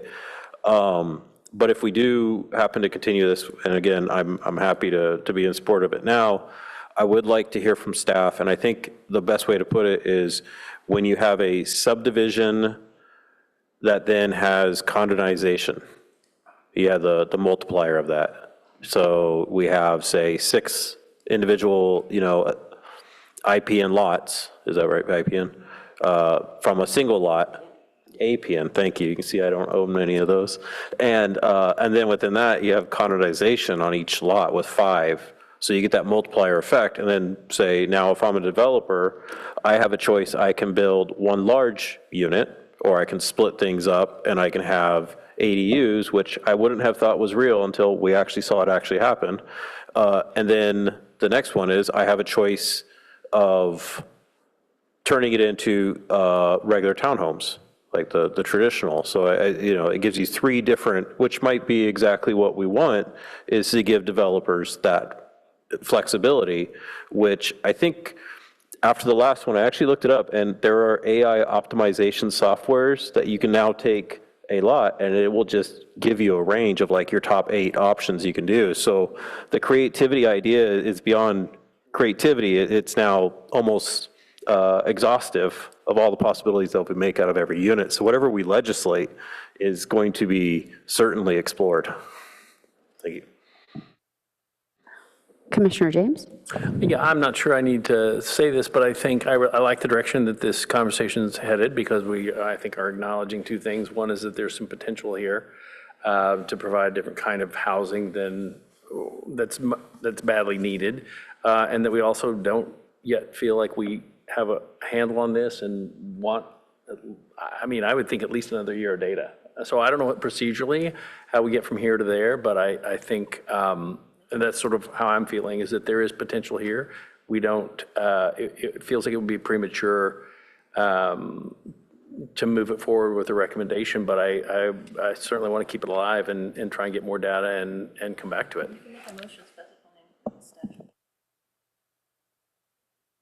Would you like to make a motion? I'm happy to make a motion that. Please, we can help you, but go ahead. I guess I would make a motion that this staff report on condoization would come back to us in a year with more data and more insights. Do we have a second? I'll second that. Do we have further discussion? Commissioner Templeton. Just to play devil's advocate, I would love to have it come back sooner because I do think the world is moving quickly and we will see some projects sooner than that. So if that's something anyone else is concerned about, speak up and we can ask Commissioner James to modify the motion. If not, then leave it as is. Commissioner James? Well, can I just ask staff at this point, sort of in the middle of a motion, that do you have a sense about data from San Jose and other municipalities when you would feel comfortable that there's enough information to kind of make a better informed decision? I'm just curious what your comfort level is. How far away is 2050? I'm kidding, obviously. It's interesting because it's been almost 2 years since that's been adopted, and you got one a year from San Jose, right? So I think that's a bit of a challenge, and they have two others on file that they are processing, and that was as of March this year. So that's one benchmark, and others have just had interest but not yet seen applications come in. I don't want to bench it off of San Jose alone to say, oh, we'll see you in 2 more years or 2050, obviously. It's hard to base it off of that. Okay, then we've got Commissioner G and then Commissioner Aiken. So one thing that I have a question for staff about is, as I previously stated in my comments, state-level ADU law is constantly changing. And I am wondering if, for example, we pass something like this and then the state ADU law does something unexpected, we might end up with a lot of really unintended consequences with what we've passed. And that frightens me a little bit. And because we look at the state and we say, hey, based on what the state says, we'll add XYZ. But if we pass XYZ and then state is not looking at what we've done with this, then we may be in a bit of a pickle if the state decides to do something funky in relation to what we've already had.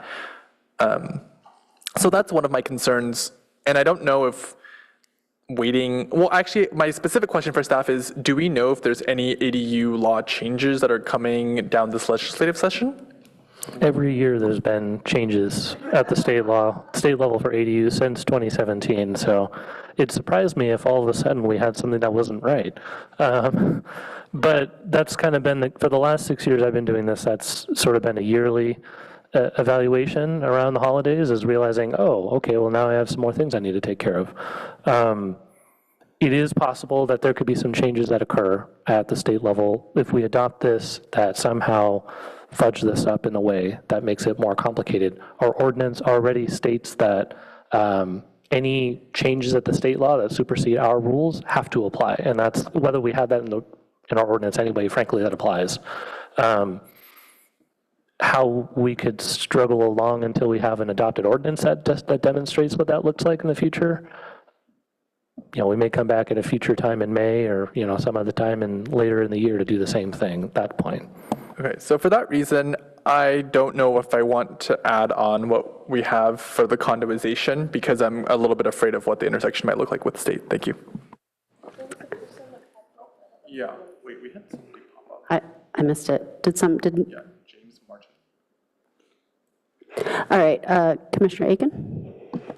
Thank you. Yeah, based on what I've heard, I feel uncomfortable with any designated time limit. So I liked the phrasing that Assistant Director Armour used, that perhaps we should say that we do not recommend this at the moment, but we do recommend that it be revisited at some time in the future when more data is available. So that's my suggestion. I accept that, yeah, as a. And I'll accept it as second. Wonderful. Okay, so we have a motion and a second. Is there further discussion? No. So, Mr. Tavera, would you please take the vote? Yep. Commissioner Peterson, Yes. Commissioner James, Yes. Commissioner Aiken, Yes. Commissioner Templeton, No. Vice Chair G, Yes.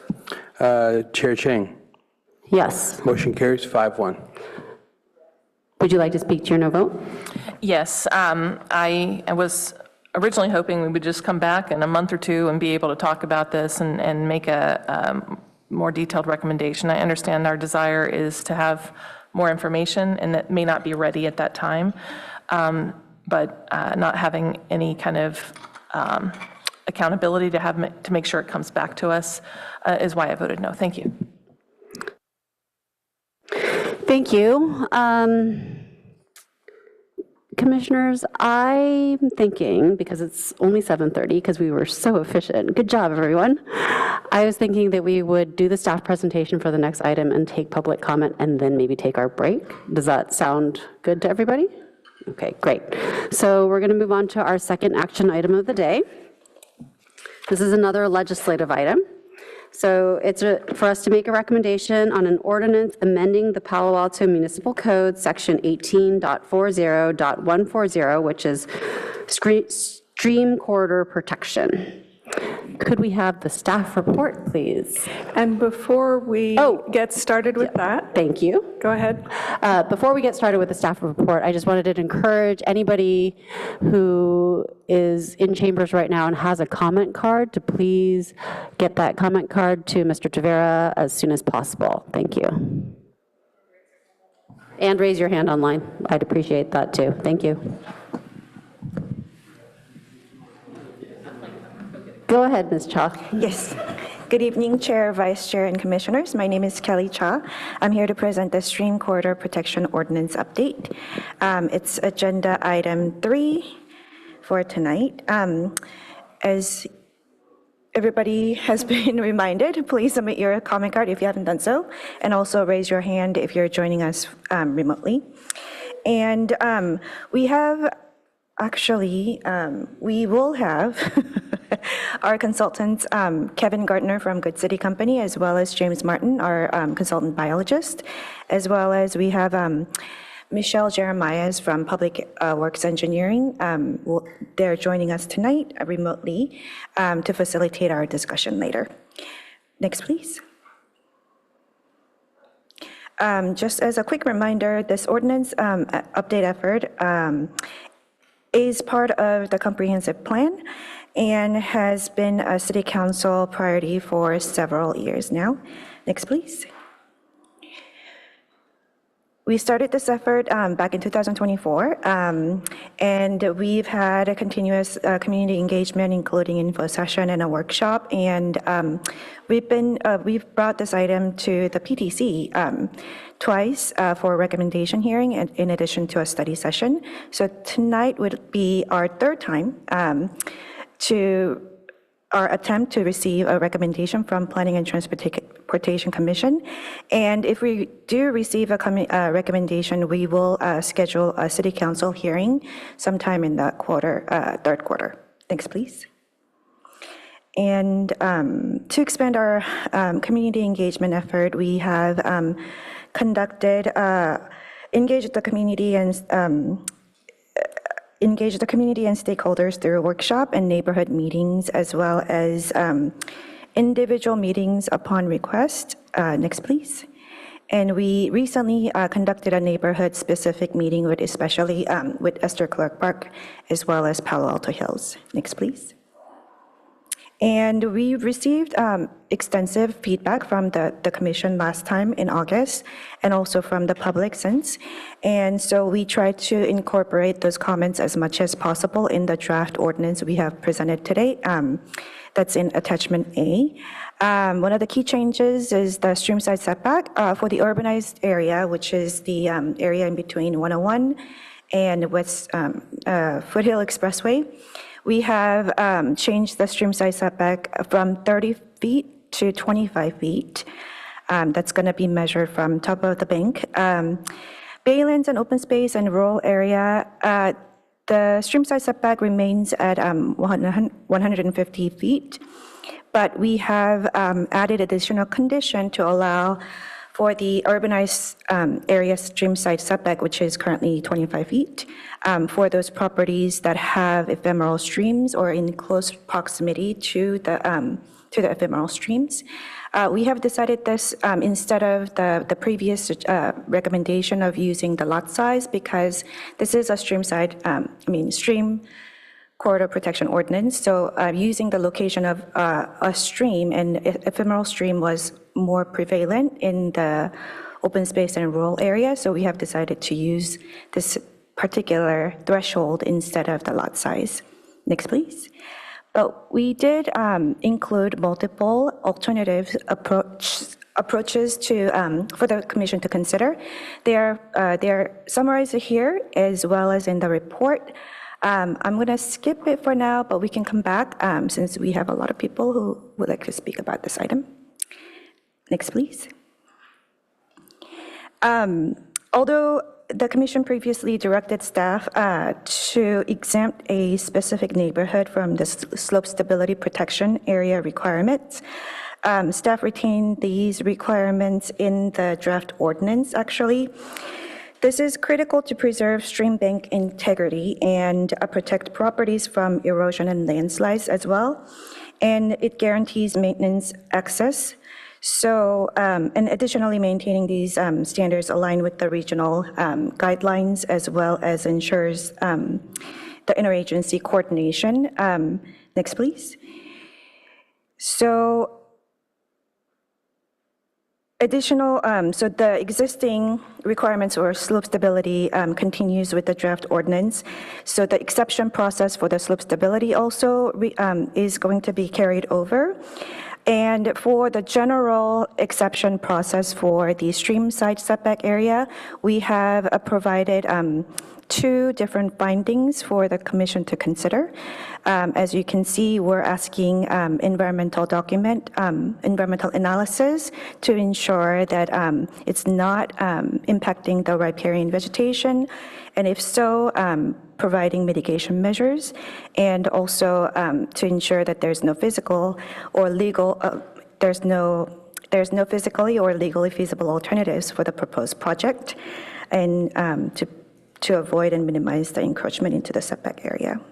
Next, please.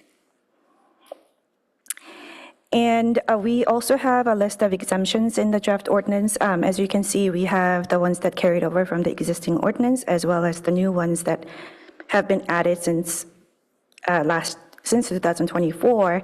And the new one from the last ordinance is the valley water flood wall exemption. And also we have removed the distance or width of the trails and public streets and added a service road there as well. We wanted to just make sure that this is the right approach with the commission, and if there's any modifications you would like to make, we would like to know as well. So we have presented it here. Next, please. And to address frequently asked questions, we have added this fences slide here. Just to summarize, the urbanized area and Baylands area, fences are allowed within the stream side setback, and they're subject to the fences chapter in the municipal code. For the open space and rural area, only wildlife-friendly fences are allowed within the stream side setback. But they can have regular fences that are outside of the stream side setback, so that we're not just prohibiting all fences altogether within the open space and rural area. And while city doesn't require separate fence permits separately, fences are checked for compliances when they submit for development application. And for those that received approval from the Public Works Director for the fences that are located within the slope stability area, we'll have the record for any future references. Next, please. I have mentioned that because there's some questions about repair and maintenance as well. So we do have Chapter 1870 that talks about non-conforming uses and non-complying facilities. And for repair and maintenance, we do allow normal and routine maintenance and some incidental alterations. As long as it's not structural alteration or enlargement, I think we do allow repair and maintenance. Next, please.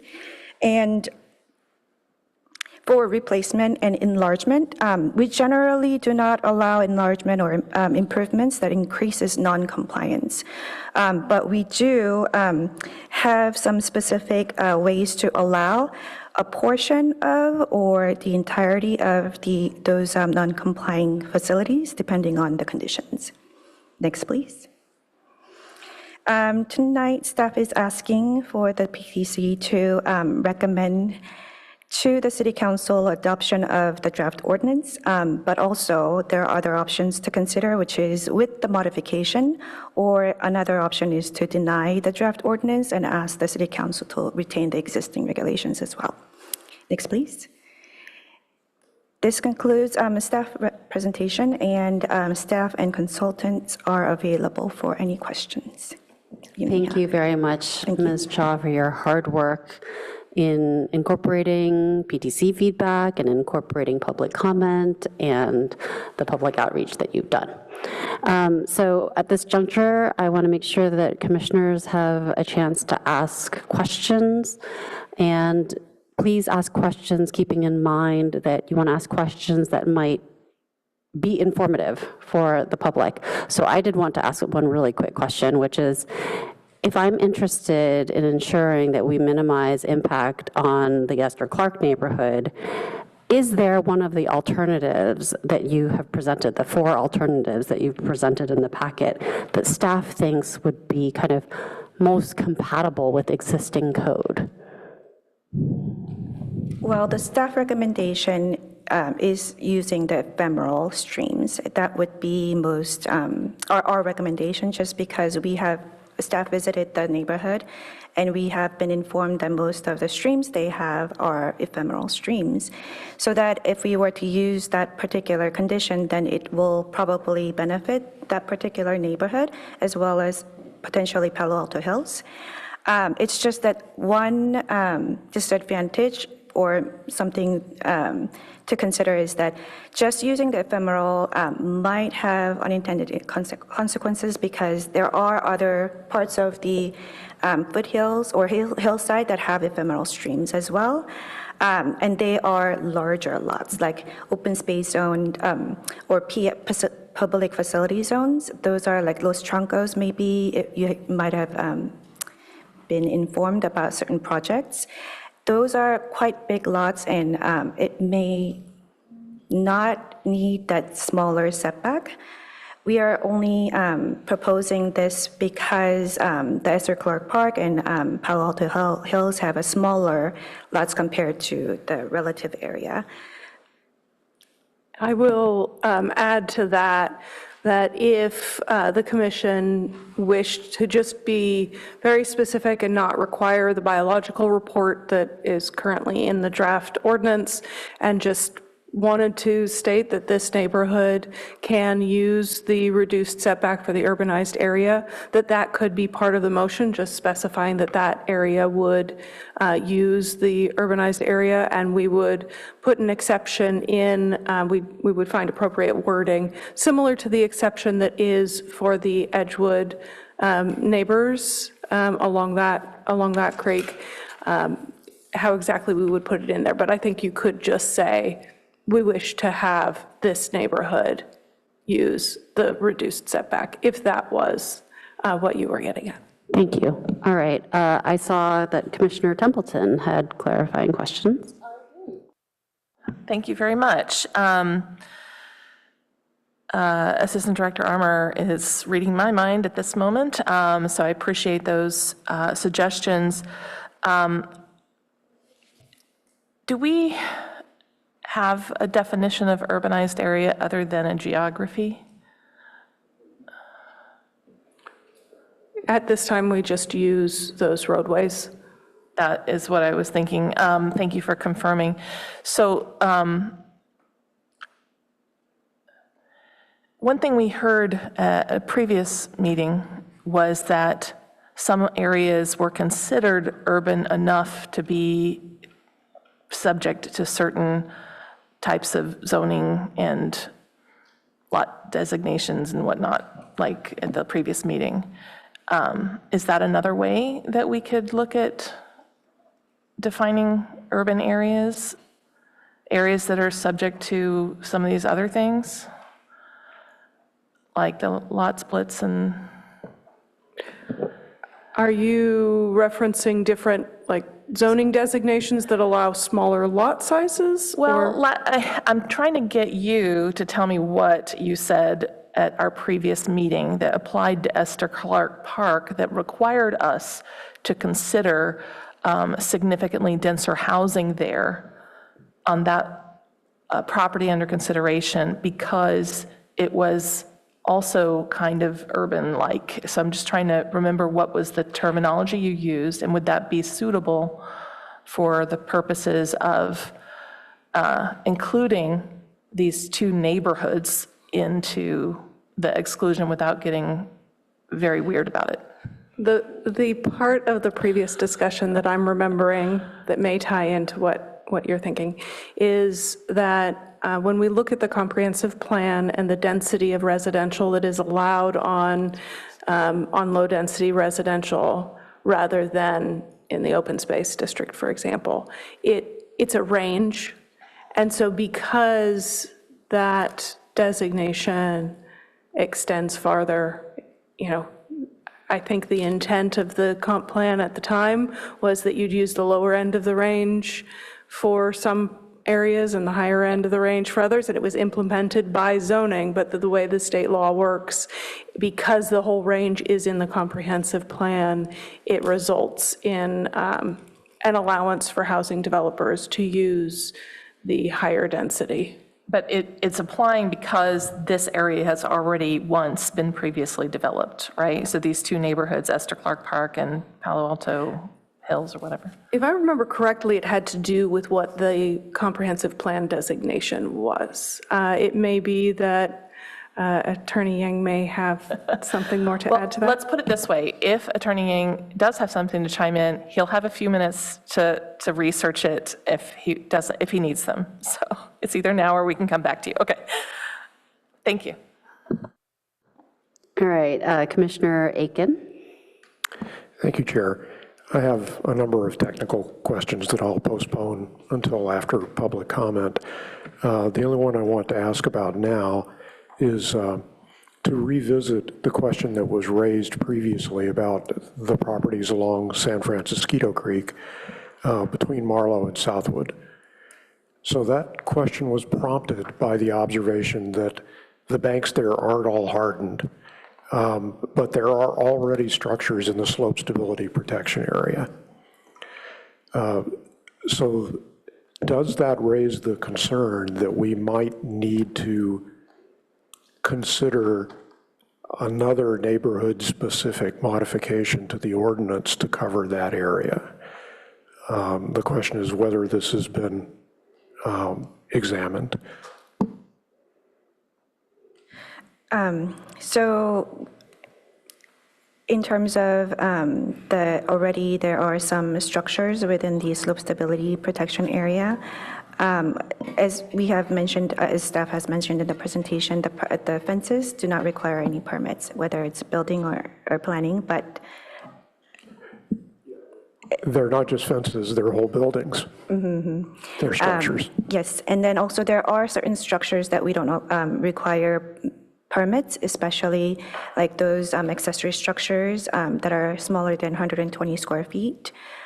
They don't really require any building permits either. So those are, we're unaware of it, but we do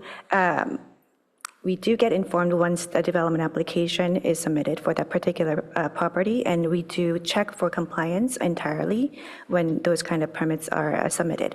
And also, we don't do proactive code violation enforcement, but if there is any complaints received, we will probably find out that those there are structures, and we will check whether they are in compliance or in compliance, and then move forward with whatever the remedy action or violation.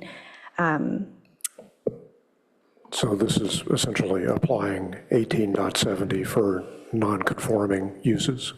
Most likely non-complying facilities, because the uses are usually single-family homes along San Francisco Creek. Yeah. All right. I won't pursue this any further at the moment, but you should take a look at a good topographic map of the area. There are big structures there in the stability area. So to the extent that we view existing structures along Edgewood as something worthy of special notice, we might have to view these structures as something worthy of special notice as well. And then there may be, especially along the creeks, there are certain properties that have easements from other regulatory agencies like Valley Water, that those structures might be from them, not like the private structures. We're unaware of it, but that might be one of the conditions. Okay, thank you. That's all I have on that for now. Commissioner Peterson. So a couple quick questions. One is, what is a wildlife-friendly fence? How do you define that?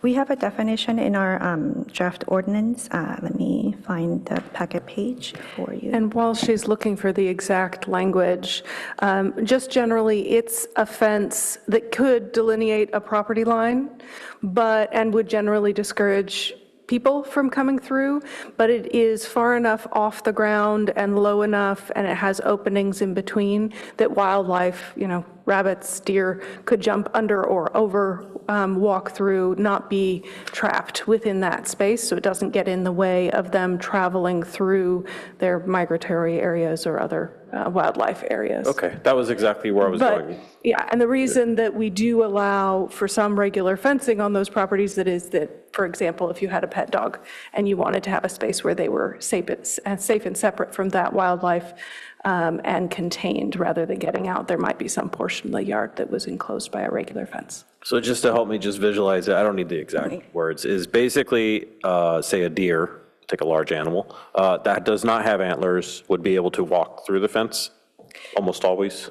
No. And with antlers would have to jump over? Yeah, if it was a large animal like a deer, they would more likely be jumping over. If you're thinking of a fence that has a couple of horizontal bars going across, but otherwise mostly open, you've got the fence posts, but it's not too tall. It looks like you've got the code. I believe it's 40 inches. We have at least 18 inches from the ground. That's the minimum, so it can be taller even. Okay, more or less. And then the next question is, we have, follow up with two extra questions here. One is the sections of the creek that doesn't have an embankment. Were you able to identify where that is? Or not an embankment, but a top bank. Yeah, bank. So top-up bank is very difficult to obtain in general because the streams, they meander and changes its locations over time.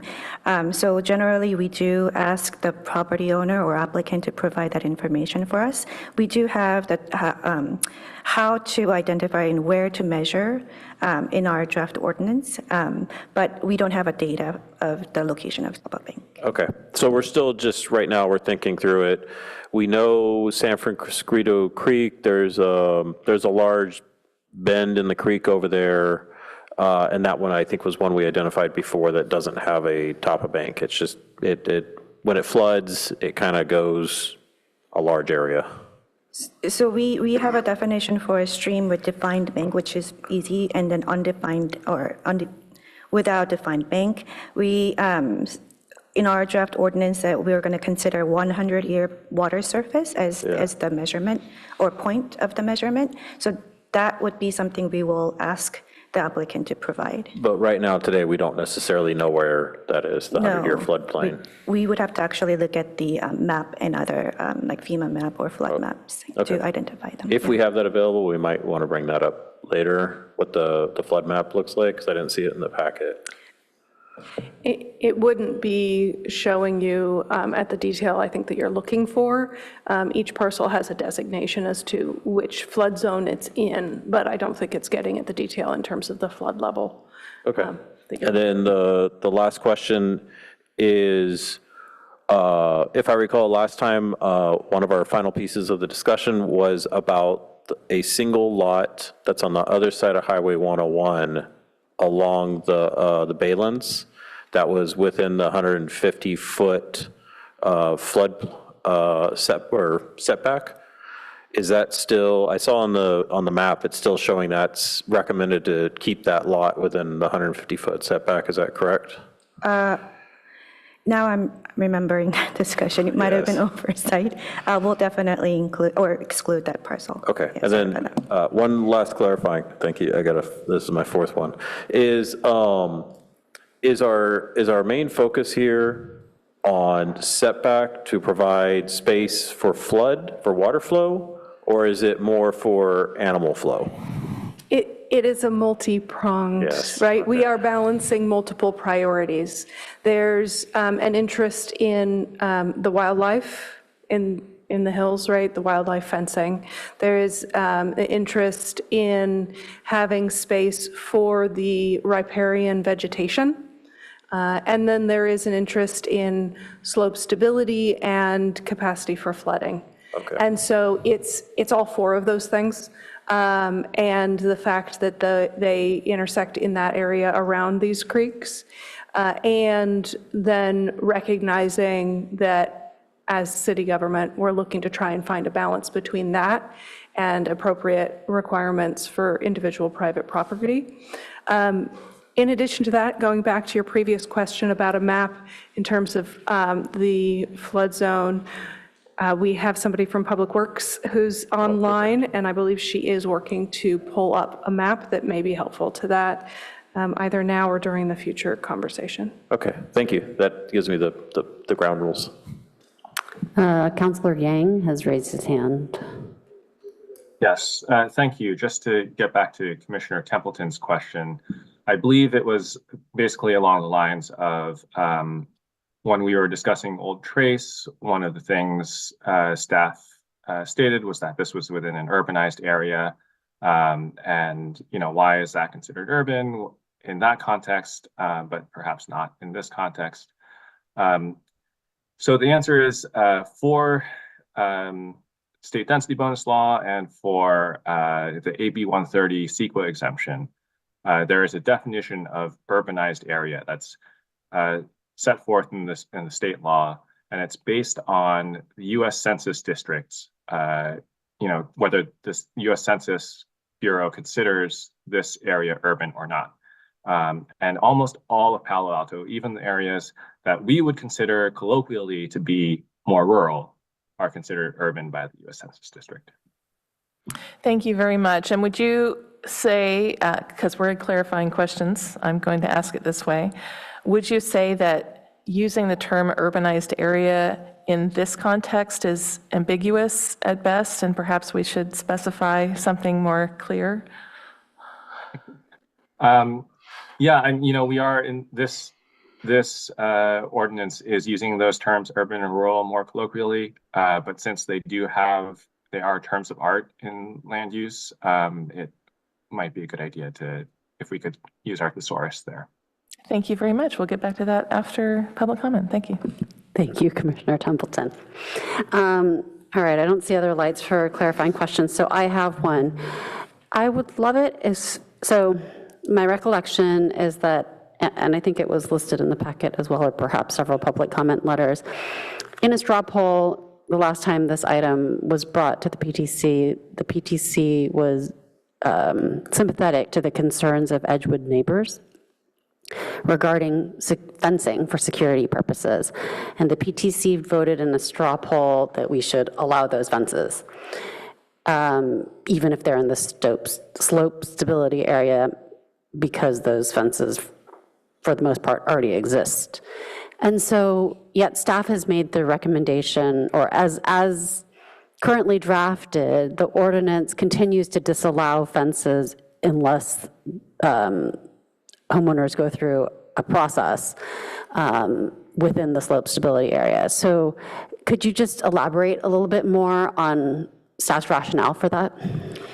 So in addition to what the intent of the ordinance update is to protect and preserve the riparian habitat, but we also would like to continue protect the stream bank integrity and from erosion and flood as well. So the slope stability protection area requirement is consistent with the regional document from the Valley Water as well. They do have this requirement. The distance may be a little bit different, but and they might have multiple distances depending on the type of streams.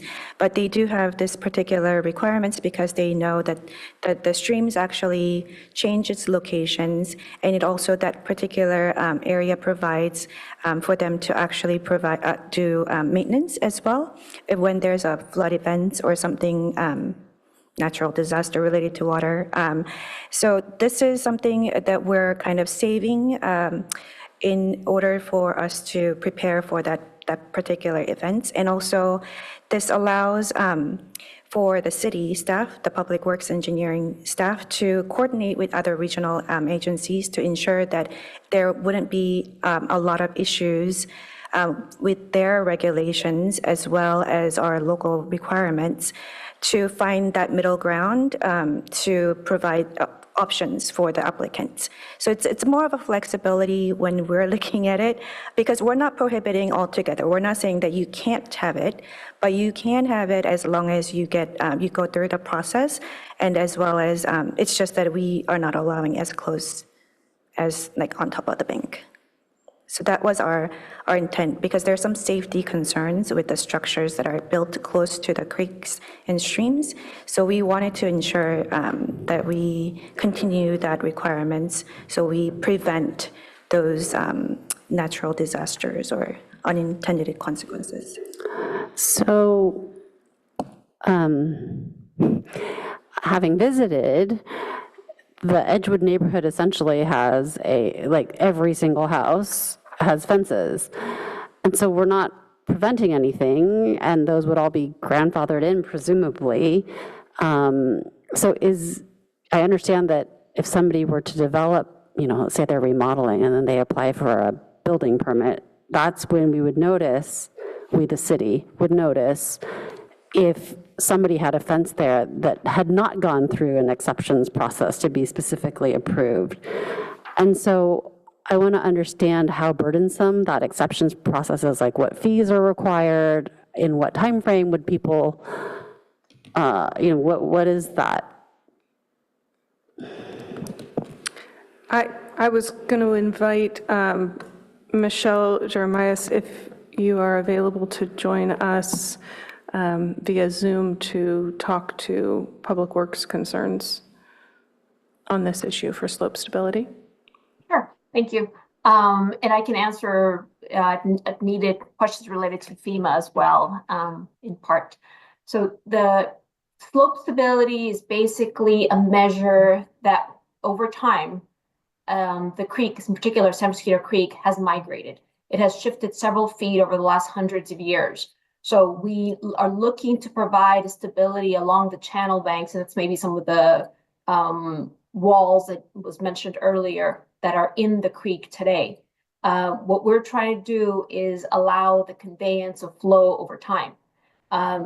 Having the slope stability allows us for the flexibility in a later date as the creek migrates and shifts, so that we can protect human life and housing, so that we are able to, at a certain point, at a later date, if the creek continues to migrate and the creek erodes, that we have the means to not only provide some stability at a later date if necessary, like another project, a larger regional project, or also to prevent anybody from building something that could potentially be flooded out during a significant storm event.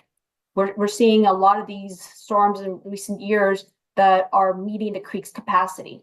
The creek cannot convey a 100-year storm. It has a limited capacity, and the slope stability allows us to provide means for safety, life and property in the course of as the creek changes over time. Okay, thank you. I'm not quite sure that answered my question, but at this point, I think it's best to move on to public comment. So, Mr. Tavera, could you tell me how many public comments we have? Yes, through the chair, we have 14 requests to speak. 2 of those are groups representing 5 or more individuals.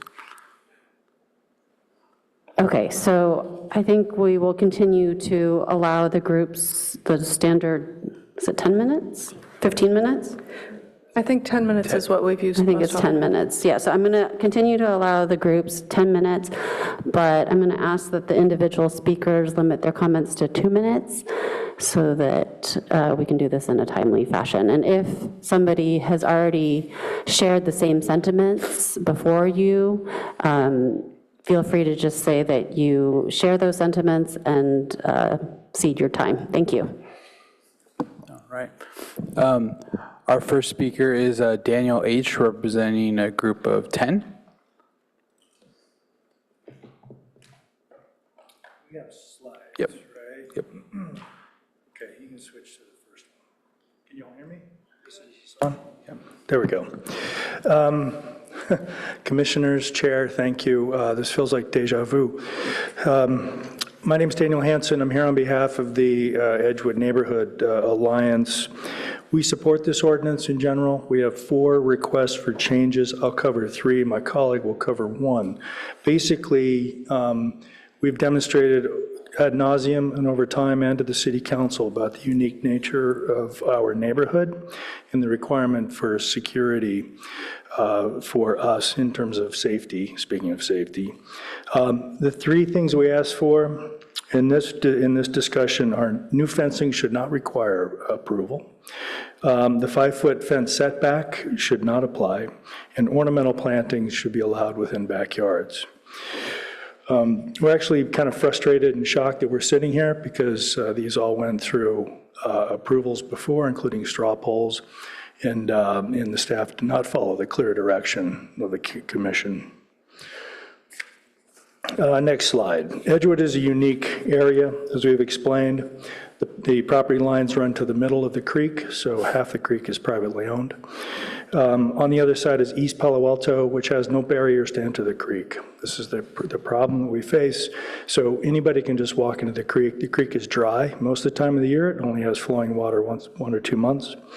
And this has resulted in increased burglary, theft, trespass, other crimes.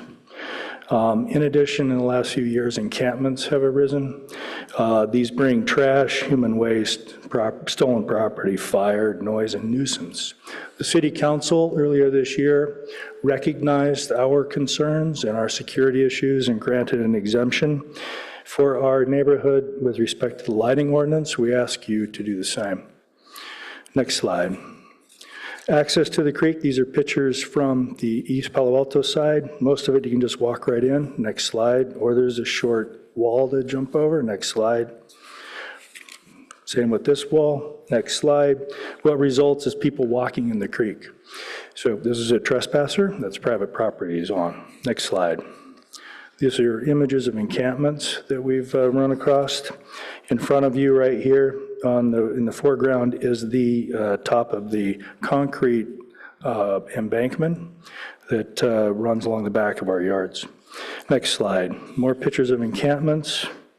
Next slide. More pictures of encampments. Next slide.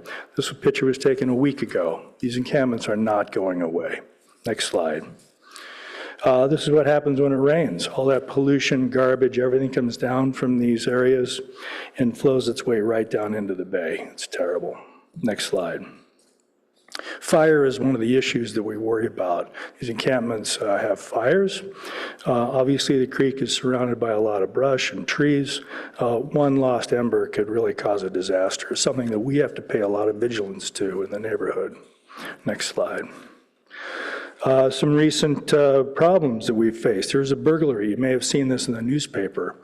This was a burglary on Edgewood Drive on the creek side. Someone broke the lock on the back of the fence, came in, stole tools, not once, but twice. Next slide. This was a month ago. This is what a burglary looks like on Edgewood from the back of the creek. Break your window. In this case, they stole jewelry. Next slide. There's been violence in the creek. This was a golf club attack where one person attacked another and got arrested for attempted murder. Next slide. Trespass. This is one of the issues that we face. These are pictures taken from a security camera at a home along Edgewood.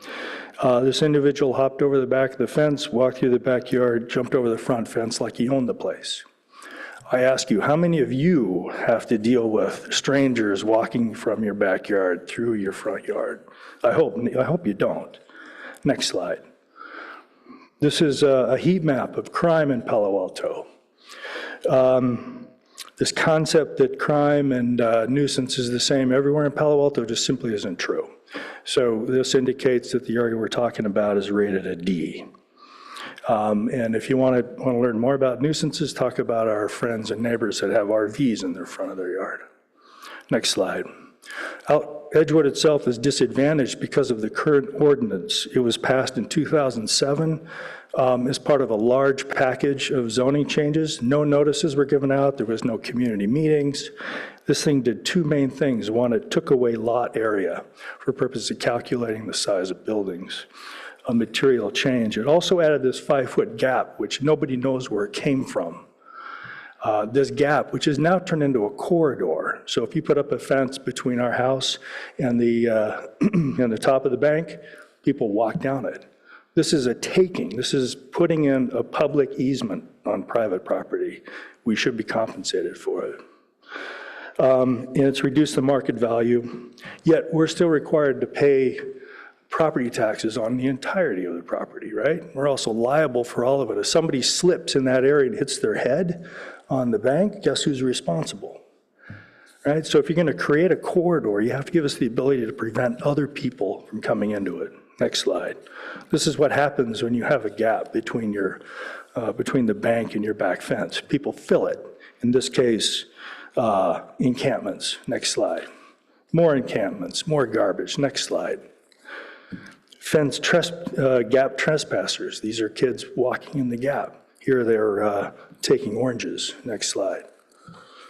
Another trespasser walking through the gap. This picture was taken 2 days ago. This is not going away. Next slide. So what do? You put fences up. This is a fence that's literally on the bank. It prevents people from coming in. This is what you do. This fence has been here for decades. This is on top of the bank. You can see what you're seeing here, what looks like concrete, what looks like sandbags are actually concrete. This entire embankment is all concrete. It's been that way for 70 years. This is not a stability issue. There is no movement. It hasn't moved in 70 years, along our area at least. Next slide. More concrete banks along San Francisco Creek. This is not a natural, pristine environment that deserves some sort of environmental huge ordinance on top of it. Just doesn't deserve it. Next slide. So what we're asking, new fencing should not require Director of Public Works approval or a slope stability study. The straw poll already approved this last time. Security is our issue. The number one issue here is security. It is the city's number one duty to its residents to protect their security. Creek banks are solid, been there forever. The 5-foot setback from the bank should also not apply. That was also agreed last time. This gap allows trespass and encampments. It's also a taking of private property. We should not have to deal with people walking through that, regardless of who they are. Next slide. Staff has commented that new fencing could be coordinated with other authorities like Valley Water, the flood JPA. That's naive and it's unfair. Valley Water has a private easement. It's contractual. It cannot be enforced by the city. The city has no authority to enforce the Valley Water easement. It's private. And in 2025, Valley Water passed an ordinance banning encampments based on violent threats against their employees. I was at that meeting. The stories that those poor folks told the employees were scary. It was awful. They get it. They understand what we're dealing with. The JPA's authority is likewise limited by contract. It only has authority to do what are called capital projects. They have to be agreed and they have to be funded. There's one now, the Reach 2 project, the funding of which is in serious doubt, has nothing to do with fences. Our security issue, it's immediate, it's right now. We're talking about a fence. This is not an ADU, this is not a building, this is not a swimming pool, it's a fence, it's a security fence. If Valley Water or the JPA or anybody else has an issue with a fence, they can come talk to us. Come deal with it, whether it's existing or a new fence. The ability to exclude others is the number one property right. Next slide. There's the ask. Follow the city council and make these exceptions like were previously approved. Next slide. In terms of ornamental plantings, this one should be easy. Within backyards, people should be able to plant what they want. The existing ordinance does not prevent that. The existing ordinance says the only thing you can't do is non-native invasive plant species. Next slide. This is a screenshot of backyards along Edgewood, a portion of Edgewood. You can see that the backyards are all the same. I mean, this is urban area. People's backyards are the same. They should be treated the same. Thank you. Thank you, Mr. Hanson. Next speaker, please. Our next speaker is Jeff W., representing Group of 5.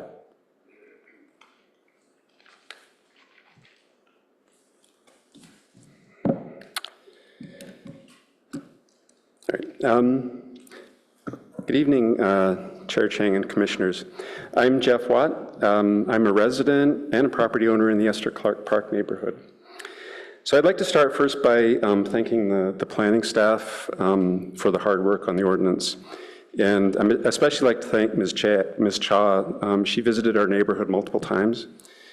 She listened to all the resident neighbor concerns and actually saw the on-the-ground conditions of our creek, which I think was very important to understanding what kind of protection we need. So we really appreciate that effort. Please go to the next slide. So before I get into the specifics of our creek, I wanted to step back for a moment and talk about how our creek compares to other creeks in South Palo Alto. There's, I think, somewhat misleading information that was in the existing conditions report. I think that was unintentional, but it does leave the impression that all streams west of Foothill, which is where our neighborhood is, are natural streams, large natural streams, kind of like a wildland area that require large setbacks, and that's really not the case. So these photographs I took a couple of months ago. This was in the middle of, or late February. This was after a pretty major rainstorm that we had in the middle of February, where we had a total of 4.6 inches of rain over a 5-day period. So I went out 1 week after that rain ended and I took these pictures. So this is the creeks in South Palo Alto. The one on the left is the one in our neighborhood. It's a tributary of the Barron Creek. It actually does not have a name, so I named it myself. I called it the Esther Clark Park Creek. The one in the middle is the Matadero Creek. That one I took on the bike path, the Bull Park bike path, looking down into the creek. And the one on the right is the Adobe Creek. And I took that on the bike path that goes to Los Altos. That's taken from the bridge over the creek, right by the Alta Mesa Cemetery. So, this shows that there's really significant differences between these creeks. The one on the left, which is our creek, I'm showing this right near the intersection of Mesa Avenue and Oak Hill Avenue. This is actually showing a basin that's been created artificially there. This creek is highly modified. 60% of it flows through underground pipes, both in Los Altos Hills and in our neighborhood. The source is a storm sewer discharge out of Los Altos Hills, which comes out of a pipe in the Clerk Park. So this basin here is created artificially to allow the water to go into an underground drainage pipe, which goes underneath Mesa Avenue there and through part of the neighborhood. And it steps down there. Those are concrete steps that are about 2 feet tall each, so that it doesn't create erosion as the stream goes down into the pipe. So this creek is quite modified, not natural. It's dry almost all the time. The lots that we have along this creek are typically around 1 acre, but up to about 1.3 acres. So in the middle, we have Matadero Creek. This is a very significant creek that it's greater than 10 feet deep, where I took that picture. It's flowing, there's significant flow. In this area, this is in Barron Park, there's fairly large lots along the creek. Actually, they're bigger lots than in our neighborhood, up to 2 acres. And then on the right, the Adobe Creek. Again, this is a very deep creek. It's over 10 feet deep at that point. You can see it's flowing. There's a lot of water. It's natural. And there's also pretty large lots along this creek in the Miranda neighborhood and the Green Acres neighborhoods, lots up to 0.6 acres along the creek. So our creek is actually less natural, more modified, much drier than these other creeks that are flowing on the other side of Foothill Expressway, and yet we're being asked to have larger setback, larger slope stability area. In the original ordinance, I know it's been modified now with the new proposal, which we appreciate. So the next slide demonstrates the ephemeral nature of our creek. So you heard Ms. Cha speak to this.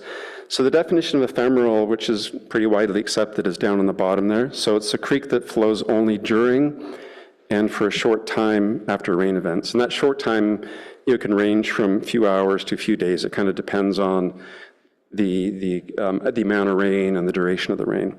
So this is exactly how our creek behaves. So I took the sequence of photos. This is in December. There was a fairly large rain event back then. It was a total of 3 days. The amount of rain that fell in that event was 3.4 inches. So before the rain event, that's the image on the left, the creek was completely dry. And you can actually see there's leaf litter completely covering the bottom of the creek because there had never been water flowing in there for weeks and weeks. During the rain event, it actually fills up in that basin because all of the debris flows down the creek when it starts raining and backs up at the grate that goes into the underground pipe. It doesn't stop the flow into the pipe, it just kind of dams it there a little bit. The one that's second to the right, this is one day after the rain ended. So you can see that dammed water's all gone away. There's a little trickle of water flowing there, you can't tell. And then the one on the far right is 2 days after the rain ended, and it's completely stopped flowing and it's drying out at that point. So this is the textbook definition of an ephemeral creek. Next slide. This speaks to the fact that ephemeral creeks need smaller or don't need big setbacks, so they deserve smaller setbacks. This table here is actually a snapshot taken out of the Santa Clara Valley Water Protection Collaborative Guidelines. They have a chapter 3 on the guidelines and standards, and this defines the recommended protection areas for different types of streams. So you can see on the right here is what's recommended for an ephemeral stream. It's 10 to 15 feet. For a stream that's natural with little or no hardening, it would be 20 to 25 feet. And then if it's an engineered system, which means it's usually in a concrete channel, it would be 15 feet. So ephemeral streams, according to the collaborative guidelines, need the smallest setback, the least protection. Now, just to be fair, there is a provision in here that says if you have a large lot, you may want to add 5 feet. And that large lot definition is a lot that exceeds 10,000 square feet. So, you may add 5 feet there for a large lot.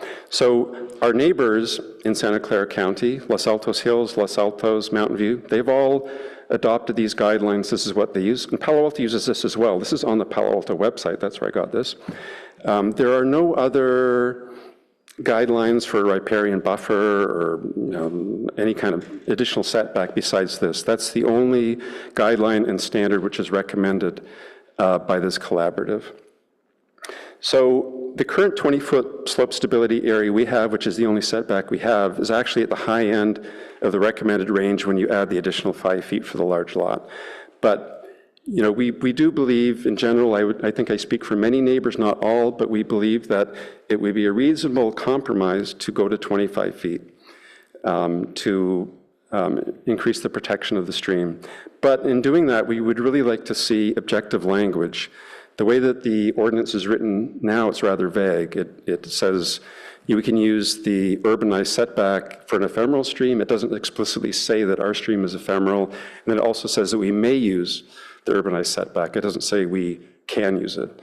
So we would like to see objective language that guarantees that for our neighborhood. And I know that staff has included 4 alternatives. The first 2 are not really objective. So alternative 3 and 4 are objective, that would be fine. Or just designating us as an urbanized area is also fine. I think we've heard the discussion about that earlier. As you know, 4103 Old Trace qualified for a CEQA exemption under AB 130 precisely because it was considered an urban infill in an urbanized area. So I think that's fair, and we can go to the thesaurus and pick out a different word if we don't like that urbanized word. But I think that it would be fair to define our neighborhood as qualifying as being part of the urbanized area of the city. Next slide. So just to wrap up, the reality is that the creek in the Esther Clark Park neighborhood is ephemeral. It deserves small setbacks. Really, it deserves the smallest setback in the entire city. So we request objective language to guarantee the 25-foot setback for the Esther Clark Park neighborhood. And as I said, preferring alternative 3 or 4, which are really the only objective alternatives, or just designating Esther Clark Park neighborhood as part of the urbanized area. And then finally, I just want to mention that I think we need to be careful about unintended consequences here. I don't think that going to 25 feet is going to create any unintended consequences, but just in general, applying or imposing these large setbacks and applying more regulations on neighborhoods like ours just make it more attractive for developers to come in under something like the density bonus law. And these are really, really prime targets. 1 acre lot that you can chop up into 10 pieces, you can put on 16 units, you can exceed 50% of the Mullen density, qualify for CEQA exemption under AB 130, waive all the rules, and you would certainly be able to waive this 25-foot setback rule because there's no health and safety issue there. So I just want to put that out there as a caution. Thank you for your attention. Thank you, Mr. Watt. Next speaker, please.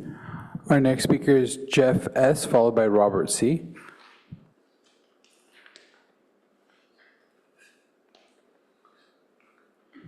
Good afternoon. My name is Robert Creasy. I reside at 4167 Old Adobe Road. I split a lot up from my parents, which is now 4179, and was originally 940 Old Trace Road. I moved to this area in 1956 when I was 6 years old, when it was Santa Clara County, and Los Altos Hills was still semi-rural. We had 2 horses, a well, and a drain field. I watched the area change from an orchards and open land into a fully developed urban neighborhood with utilities, roads, sewers, infrastructure, and 1 acre residential parcels. I understand and support reasonable environmental protection, but opposed to expanding the creek setback from 25 feet to 150 feet because it ignores the actual history and reality of the creek system. This creek is not a pristine natural waterway. The city itself altered it decades ago when Old Adobe Road was constructed. The culvert was lowered substantially, which accelerated the erosion through Esther Clark Park. My father, who worked for the U.S. Geological Survey, warned the city at the time that would happen. His concerns were ignored. The city later tried riprap and eventually had to build a check dam to stop the erosion. A sewer was also placed directly down the creek corridor. My neighbor opposite my place, the creek into a culvert. And additional runoff patterns changed drastically after orchards and Los Altos Hills were removed and their drainage was reduced into a channel. Much of the flow today is storm drainage and the urban runoff. In many periods, the creek is dry. The runoff of my roof goes into Adobe Road, into a storm drain that empties into the creek. So my concern is this: why impose a blanket 150-foot restriction now on the long-standing residential properties in the already urbanized area? This could significantly reduce property rights, property value, and prevent homeowners from making reasonable improvements to their home. Please leave the 30-foot restriction rather than 150 broad restriction designed for undeveloped natural habitat. Please consider the historical content, the infrastructure already placed in this corridor, and the impacts on residents adopting such a large expansion. Thank you. Thank you. Next speaker, please. Our next speaker is Jeff S.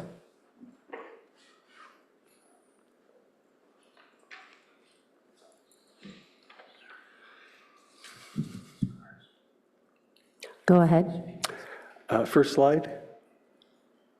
Oh, could we stop the timer while we're pulling up the slides?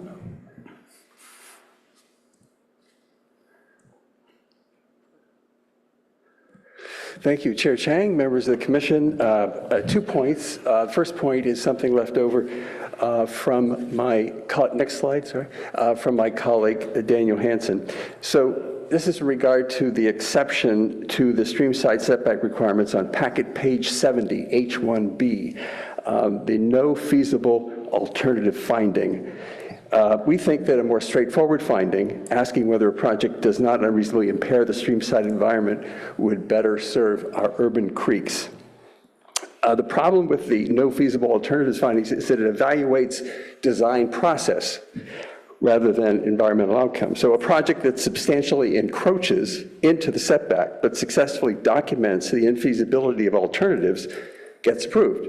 A project that barely grazes the setback that faces a plausible redesign option gets denied. So the no feasible alternative finding measures an applicant's ability to document infeasibility more than it measures environmental impact. One more point. With respect to the 5-foot fence setback, some confusion or ambiguity about where that comes from. And it arose in 2006, 2007 with the existing ordinance, and there's speculation that it comes from the water district. But a data point that may be of interest is that in 2002, 2003, a flood wall was built behind our house that is the first 1,000 linear feet from West Bay Shore. And the water district said, we are going to own this facility, and therefore we need to be able to maintain it. And you homeowners, the first 15 homes, you guys need to give us a permanent easement for a maintenance corridor, which they required to be 3 feet. So just as a data point, I wanted to bring that up. Thank you. Thank you. Next speaker, please. Our next speaker is Ellen S., followed by Mark N.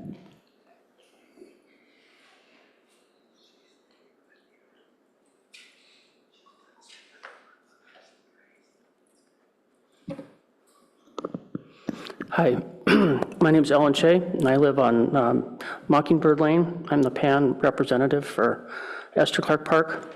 I was going to say some other things, but I forgot to make sure someone's cards got again, so I'm going to say what they were going to say instead, which is about the huge impact on property value for these people in Clerk Park.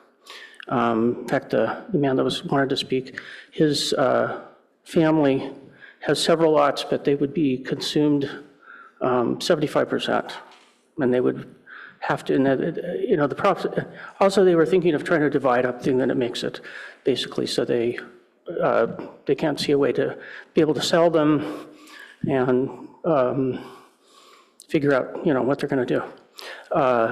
They had a realtor was going to come and also talk about the property value loss, which I went through and added up approximately for all the people affected, how much their percentage and an approximate value of all that real estate, assuming you can't sell it easily, which you wouldn't be able to.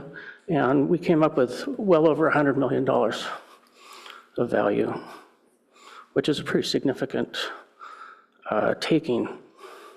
So it'd be lovely if that doesn't happen. And I think otherwise there would be consequences in the future of people trying to take some sort of legal recourse about that. My house is not affected, but I would probably do that if I wasn't able to use my property in a way, or maybe find a developer to buy my property instead, if that was easier, for me. Okay, which I'd rather not do, but anyway. Okay, thank you. Thank you. Next speaker. Our next speaker is Mark N.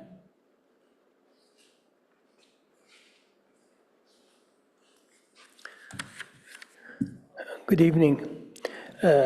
My name is Mark Nadim. I live in the Palo Alto Hills neighborhood. Some call it the forgotten neighborhood. About a couple of months ago, actually, I heard about the planning department working on the ordinance for protecting the streams in Palo Alto. I wasn't aware of all the work that has been done the prior 2 years. The ordinance affects properties west of Foothill Expressway, which describes the area west of I-280 as rural. Current zoning of Palo Alto Hills is RE, which is residential estate. Lot sizes in Palo Alto Hills are about an acre, give and take, a little bit higher, a little bit smaller.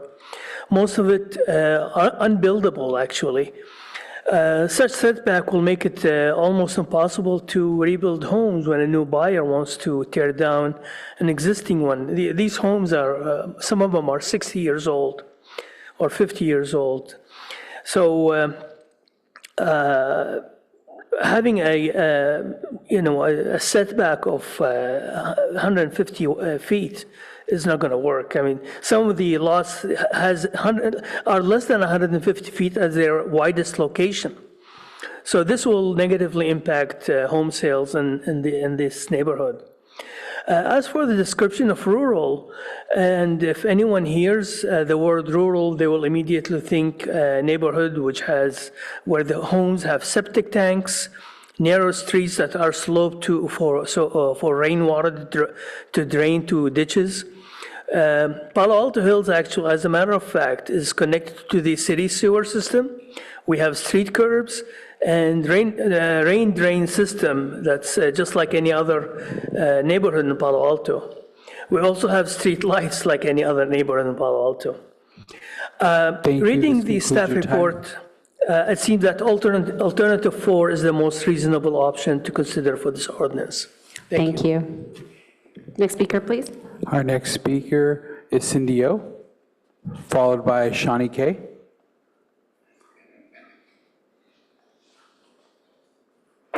Thank you.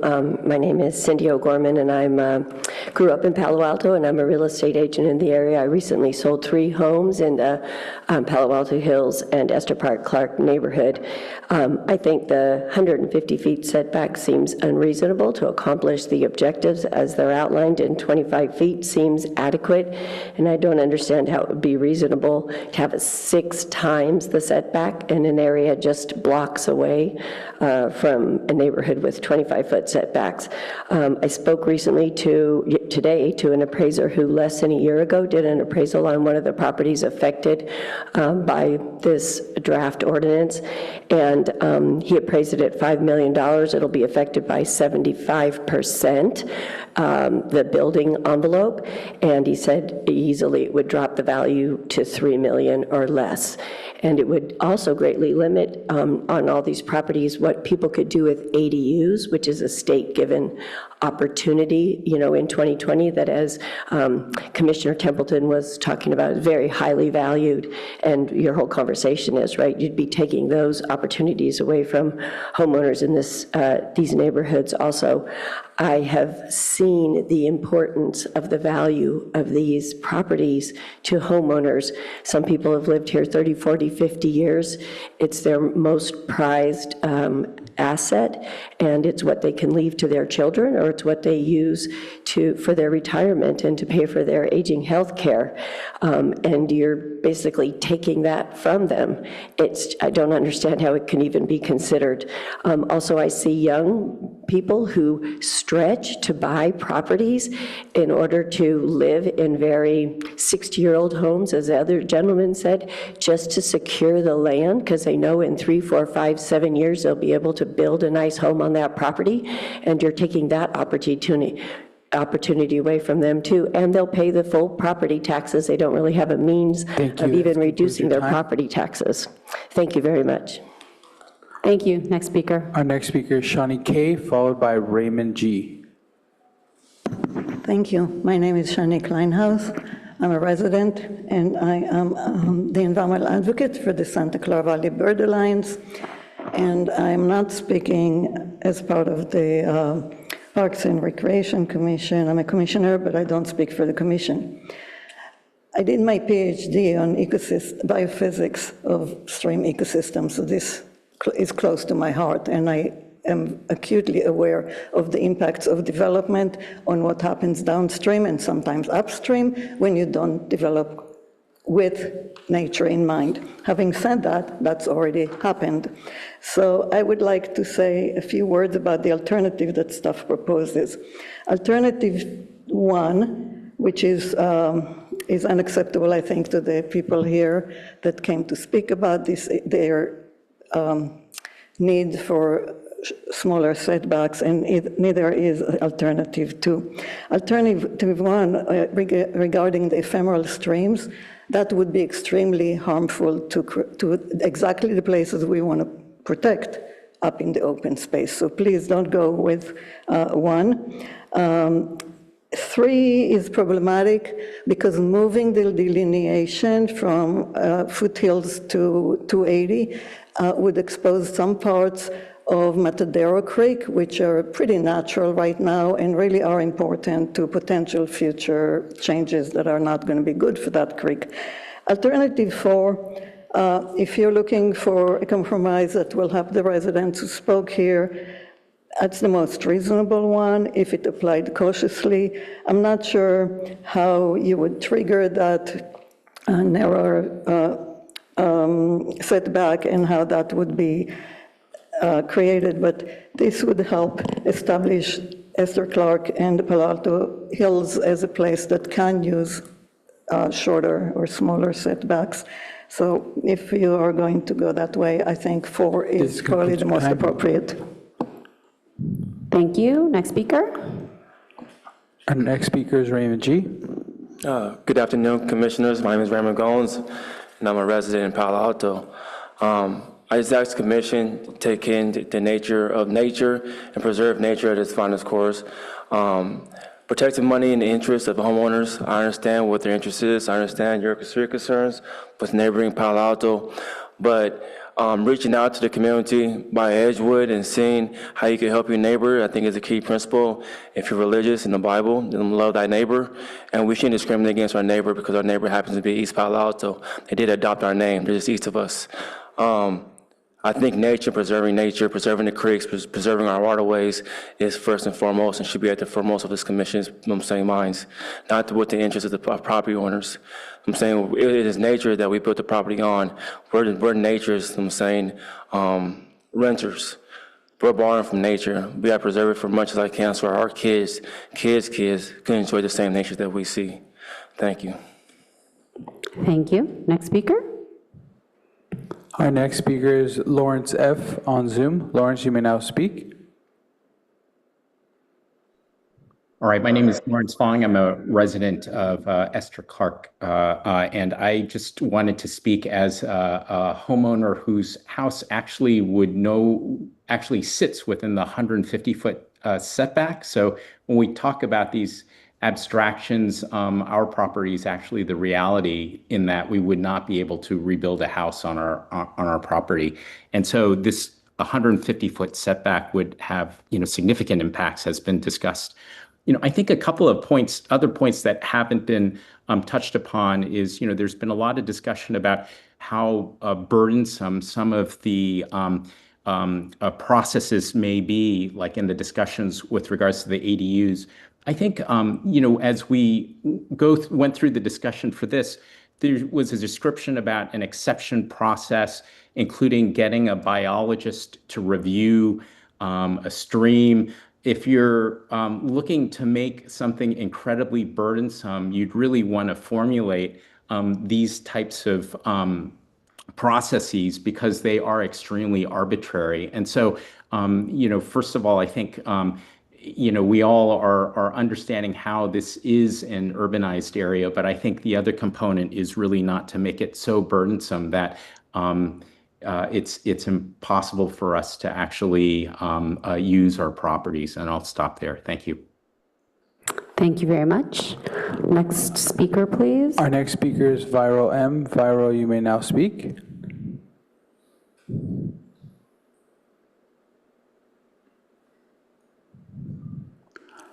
Viral, are you there? You may now speak. Yes, we can hear you. Hi, good evening. Viral Mehta. I'm a partner at Manat, Phelps & Phillips. I represent Tom and Kristen Fountain, who are Palo Alto residents and homeowners residing in Crescent Park along Edgewood Drive. We're happy to see that the exemption is for single-family residents on Edgewood is still in the ordinance. We object, however, to any slope stability protection area requirement for new fencing.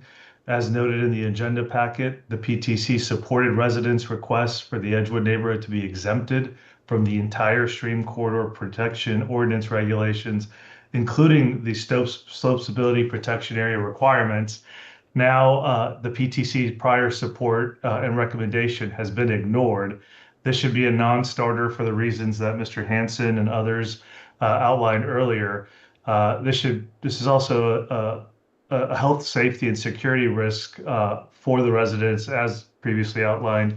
But I also want to emphasize that the exemptions that were just discussed only apply to fences and only seek to avoid a burdensome approval process.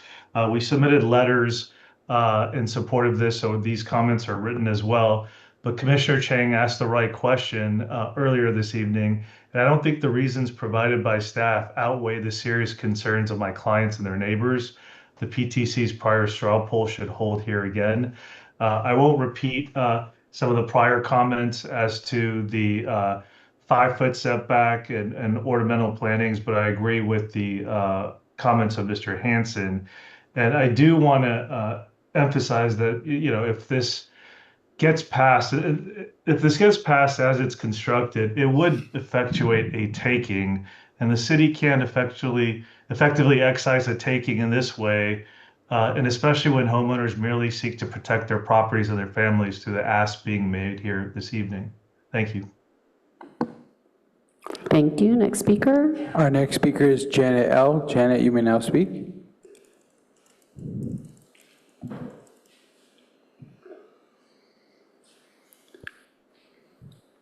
Good evening. This is Janet Lee calling. I live on Edgewood Drive and mainly want to express my agreement with my neighbors who've spoken before me and Mr. Mehta as well on behalf of my neighbors. I must say I'm shocked that we're here again after the straw polls and the commission has already expressed their support of this. And so I think there's a procedural issue there, but the reality is that this is something that affects our homes and our neighborhood very deeply.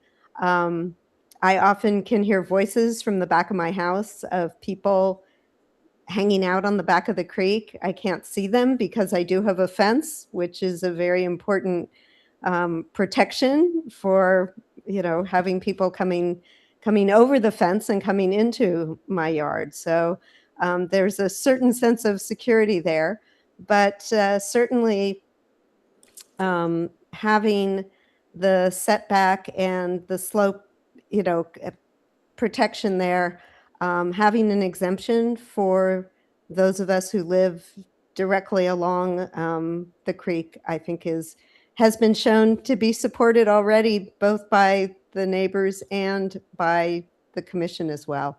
So thank you for your good work, and hopefully we'll get this done this time and not be back here again. Thank you. Thank you. Next speaker, please. Our next speaker is Joan W. Joan, you may now speak.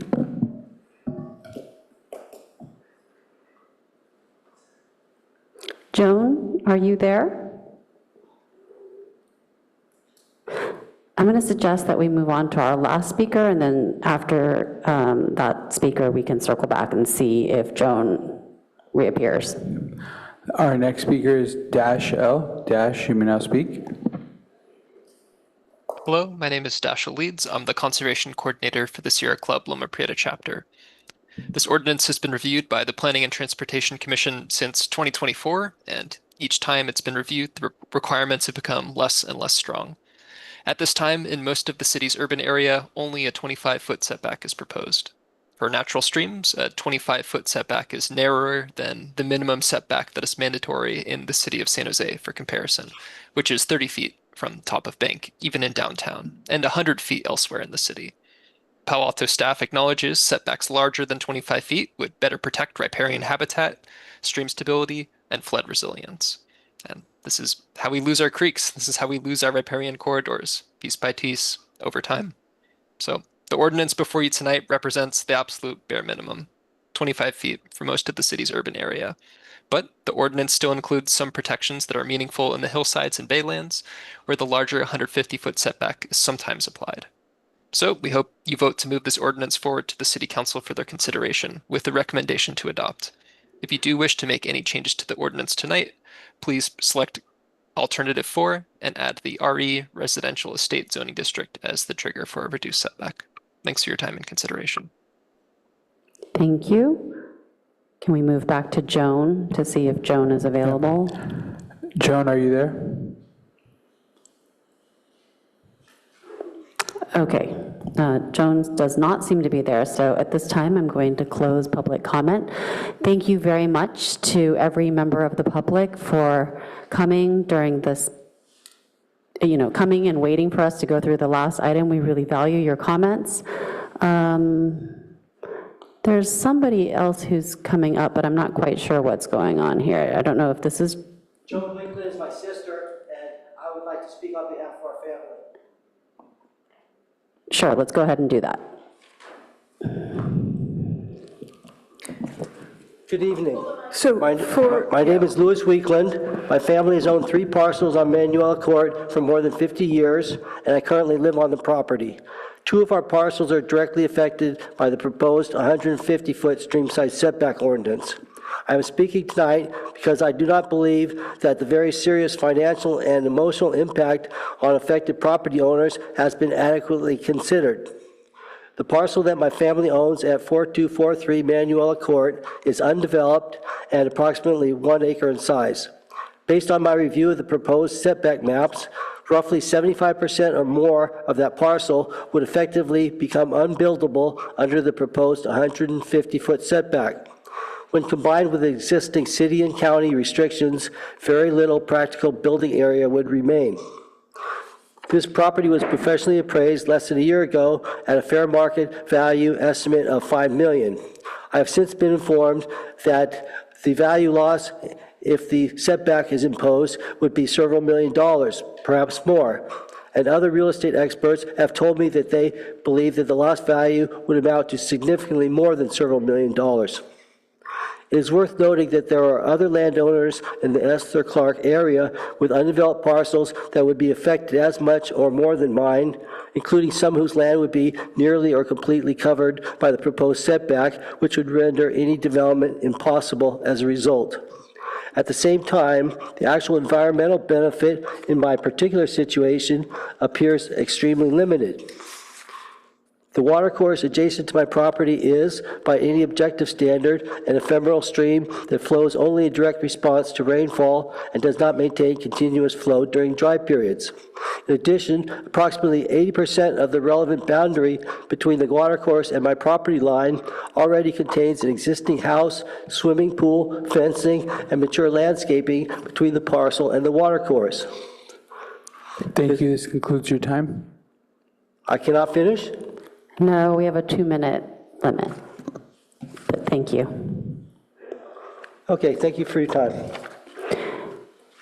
Thank you very much to everybody, and in the interest of maintaining fairness, that's why we cut it off at the stated time limit.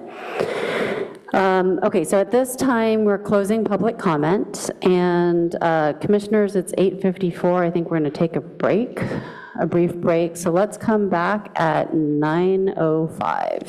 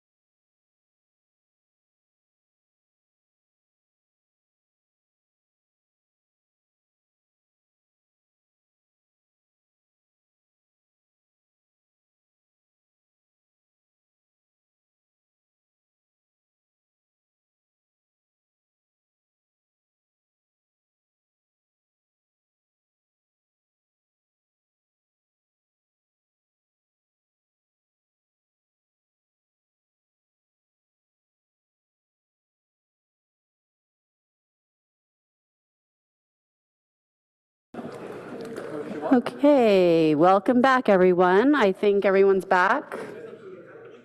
Commissioners, are we ready? Okay, so again, thank you to the members of the public for coming. And at this time, we're going to have commission discussion. So please light it up if you guys have comments. Okay, first Commissioner Templeton, then Commissioner Peterson. Thank you, Chair. I really appreciate all the people from the public who came out to share their thoughts, especially those who came again. I want to just echo the sentiment that some of these things we have already discussed and agreed upon. If we all still agree upon, perhaps we can move on. As far as the alternatives, I really wish we could find a coherent strategy that would incorporate all of these developed areas without incorporating areas of exception that are wild still. And I am hoping that staff may have a suggestion on that now that we've had a chance to reflect on the kind of grouping. I think geographic grouping is possibly not helpful because it can get out of hand and we can overmatch as we've heard from our community members as well. So did you guys, to staff, have any thoughts on ways to group the developed areas other than zoning? And zoning may not be appropriate because that can change. Like, do we just say the developed areas?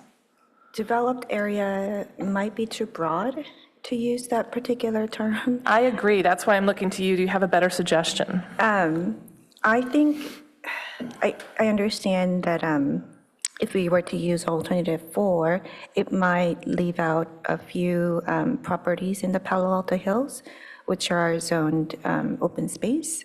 But that might be the most inclusive option if you're considering that, trying to minimize. Okay. Thank you for weighing in on that.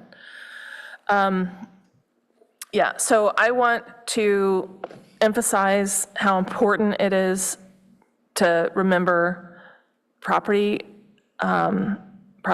owners' rights to safety and to use and enjoy their properties, in addition to protecting the impacted areas of having developed parts of the open space. So for that, I want to say, well, all the stuff we've already talked about, I mean, in Edgewood it's just not even worth rehashing, right?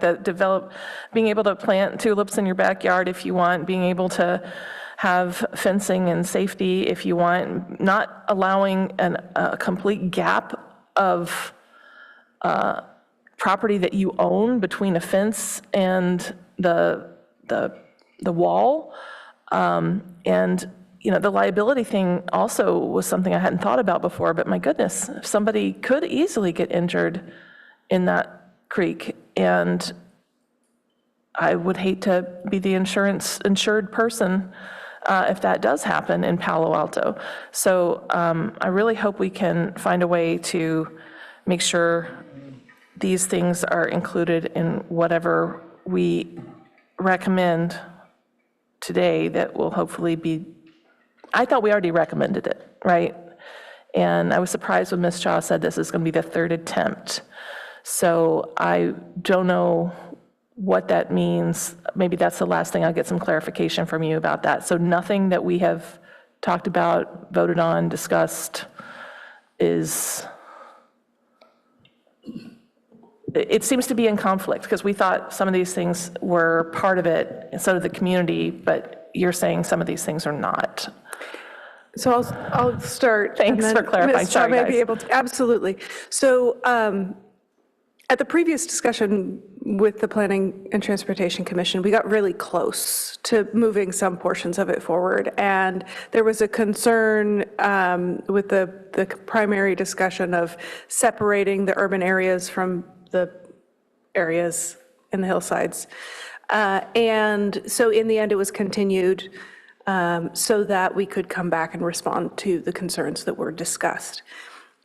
As described in the staff report, there were a number of things where there was general consensus among the Planning Commission. The work that staff has done since that last meeting included a number of different things, including extensive meetings with neighbors to hear and better understand their concerns and think through what is another way to provide options to address those concerns, but also keeping a close tie to the primary reason for this effort to begin with, right? The environmental protection and coordination with the technical experts that we have here in the city and other agencies.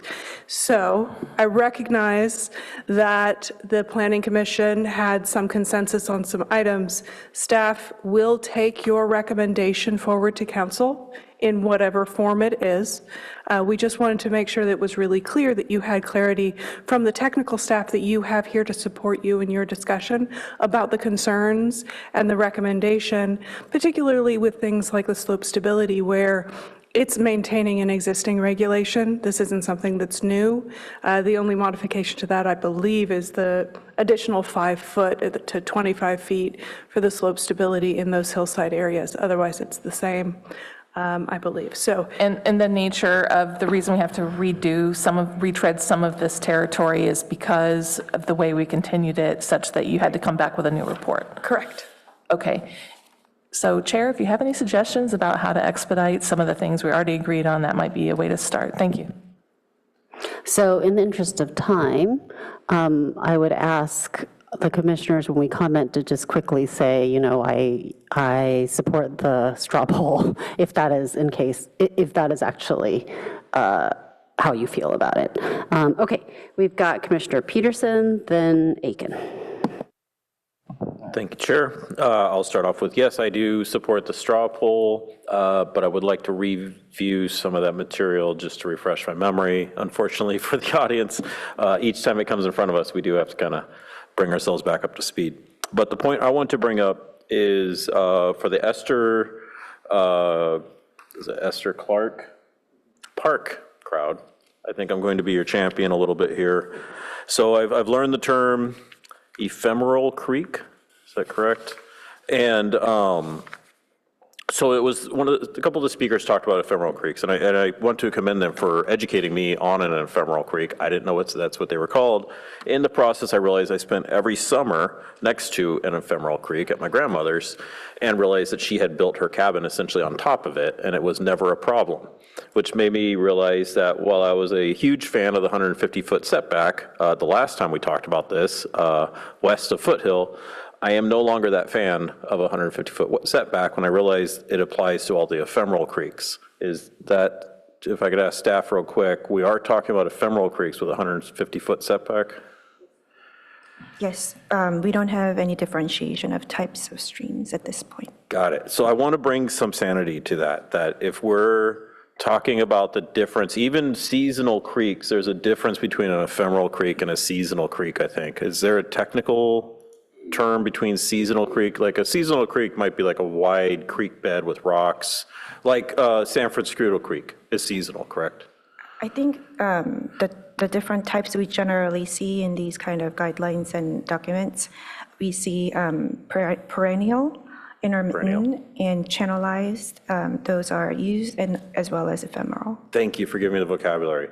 So seasonal creeks, I would understand like a 150-foot setback, but ephemeral creeks with a 150-foot setback, it doesn't make any sense. I think in my mind, I can't make sense of that. And the ephemeral creek also, I think one of the key points on that is, which one of the speakers was going to bring up, which I will bring up for them, is that that's a city requirement of 150 foot. It's not a state requirement, which means every lot that's within an ephemeral setback could be built as a subdivided, and then if we did the condoized version, could become a split lot with condoized ADUs on it within our 150-foot setback. Pretty much every single one of them would probably automatically go that route, which I don't think is what we're trying to do. Because at the end of the day, I think what we want is the riparian corridor is for wildlife. It's not, because we already know the ephemeral creek, we're not talking about flood protection anymore. So now we're talking about a wildlife corridor along the ephemeral creek. But then if our end result is we're going to put high density housing within all of our riparian corridors by state mandate, that's not exactly what we're trying to do, because now it's not a riparian corridor at all. It's just a high-density corridor along every ephemeral creek, if I understood things. If I may provide one clarification, ephemeral creeks still are important for flood control, just to make sure that that is true. In fact, that is one of their primary purposes. When there is a flood event, there's a lot of rain coming in, that's where the water goes. I understand. I spent every childhood, every winter playing in the ephemeral creeks, it turns out. They're a lot of fun. And I did see a lot of the photographs showing that they stayed more or less within their banks. It's not the type of 100-year floodplain. In fact, maybe the 100-year floodplain would show the ephemeral creek, spread versus, say, the seasonal creek floodplain. And maybe that's where I'll stop there, is when we bring up the floodplain map, I think we'll be more informed on ephemeral versus seasonal creek. Thank you. Commissioner Aiken and then James. Thank you, Chair. I want to touch on one technical issue before getting into the bigger issues, and that is that the definition of a flood wall that's given on packet page 63 is so general that it looks to me like even an artificial channel created for flood control meets that definition. So I was concerned that we might have applicability in areas that we didn't intend. So did you develop a map to show which areas are affected by the exemption for being behind flood walls? The exemption on the language about behind the flood walls. So I think our suggestion to just clarify, because we don't have any distances indicated there, we would revise it with your motion or direction that will probably clarify that it should be directly abutting instead of behind, so that there's no questions about which properties actually have exemptions or not. And that's excellent, and I would hope my fellow commissioners would be receptive to that clarification. Regarding the definition of the flood wall, is there any change you would like to make there as well? I don't believe, from what I understand about the flood walls and artificial channels, I think the definition actually clearly describes what flood walls are supposed to be doing.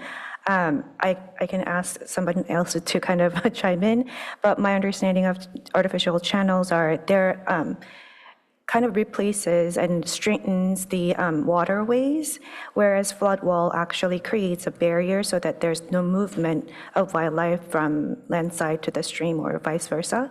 And also flood walls creates, I guess, increases the capacity of the streams as well. So that I think they have a different sort of function. Could we, Ms. Jeremiah, Yes. so maybe she can assist.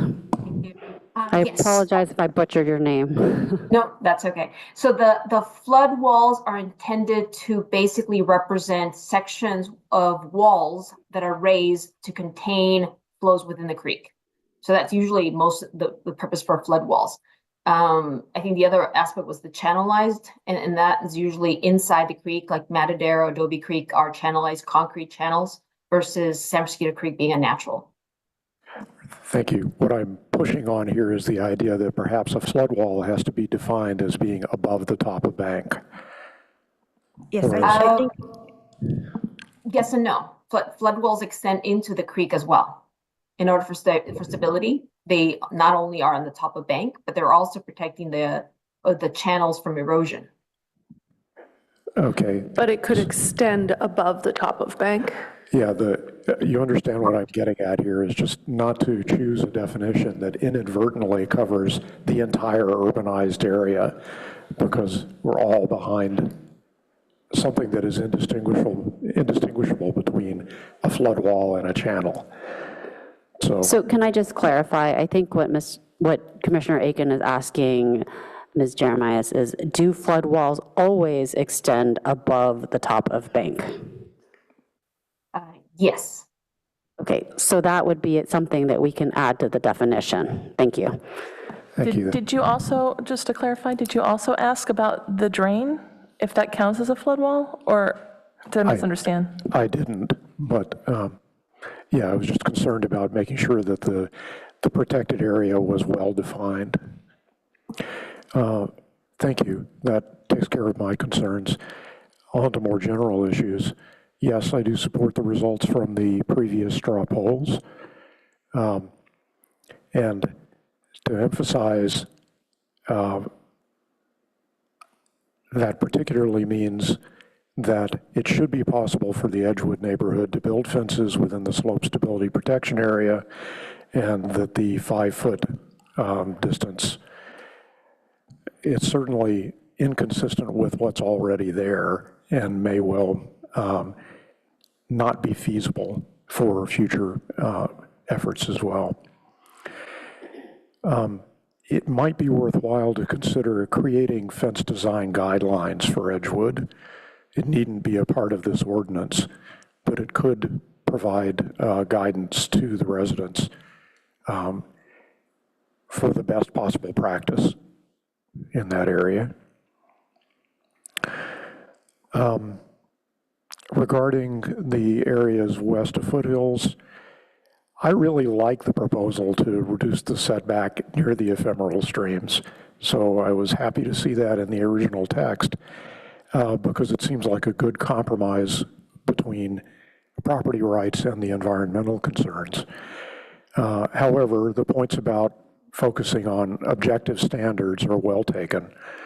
And while I think virtually all of the alternatives can be made to work, the one which I think is probably easiest is alternative 4, the restricting to RE zones.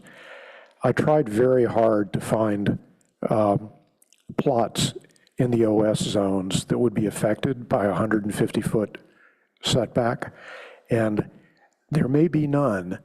Certainly the number is extremely small and over extremely small parts of their lots. So while I think the concern expressed by staff is absolutely legitimate, I think the actual risk is manageably small.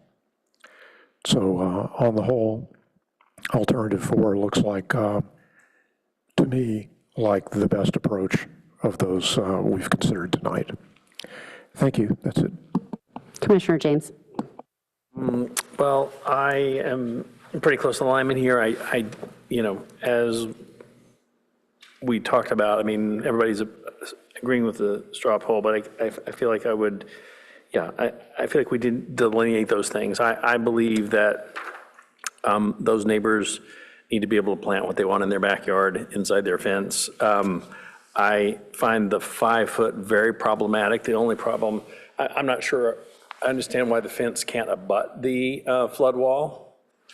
And then that solves every problem except the one that a neighbor mentioned, which was that it was to service the flood wall. I mean, that would seem to create a potential problem for servicing the flood wall, but I feel like that's a real safety issue, and that 5-foot gap should not be there. Would you like to ask Public Works about that? Sure. I didn't really find the initial explanation very convincing. I'm sorry. You know, it's hard. You know, maybe in the whole of San Francisco Creek, it's moving, you know, a few feet over hundreds of years, but that's like, that creek is concrete with a concrete wall on top of it. I mean, maybe it's a cinder block wall on top of it. I've looked at it pretty closely. It's been a while, but I just I do take the point that the flood wall could prevent erosion on the back side of the concretized channel. I follow that. I just think, if we are trying to take both the city's position, that perspective, and then the neighbor's perspective, if I was that neighbor, I would not like a 5-foot space behind my fence and the flood wall where people were camping. I would go crazy. So I think we have to find a way to fix that. I really do. I think everybody's got to be able to plant their backyard. So I think I'm in alignment with all of those things that we decided on the straw poll, but I just kind of felt like I didn't want to just call it a straw poll. Ms. Jeremiah, would you like to respond? Oh, sorry. No, so I was going to say the Sack Creek walls that were built originally, and I think someone said 70 years ago, aren't permanent. Over time, they have fallen. They do need replacement. We've had trees that in both sides of the creek that have fallen and taken apart some of the Sack Creek walls. They're not necessarily stable. So I won't necessarily think that these are sound structures. They could at times. We've seen storms, especially some of the higher end storms that damage them. I do hear the request to consider the residents' comments and staff's comments, but I also remind everyone that there is an easement back there along that property. So even if we were to change the slope stability, there are easements that have other jurisdictions have control over. And that may be not only Valley Water, San Mateo County, but also regulatory agencies like the Army Corps, Fish and Wildlife, or the Water Board. Any work within the creek or the riparian area would trigger permits and reviews by them. For any restoration that needs to happen, I think that 5-foot allows that. But does that mean that a fence couldn't be removed, or a fence, a structure that maybe through an encroachment permit? I don't know the mechanism needed from an agency, but there are other agencies that would involved with a review of anything in close proximity to the creek or the top of bank, for that matter. Okay. So you've defined the problem pretty clearly. Do you have, so what would be your suggestion for sort of solving the fact that these people have people camping in the fence behind in their backyards between that and the flood wall? I mean, that's a problem. That's a real problem. And but I would just like to know what your recommendation is for fixing that. Yeah, I don't have one. I mean, I'm here to answer any of the engineering related questions, and provide some feedback on some of the creeks. But I don't have a solution, or I haven't formulated a thought as far as what would be the process for that.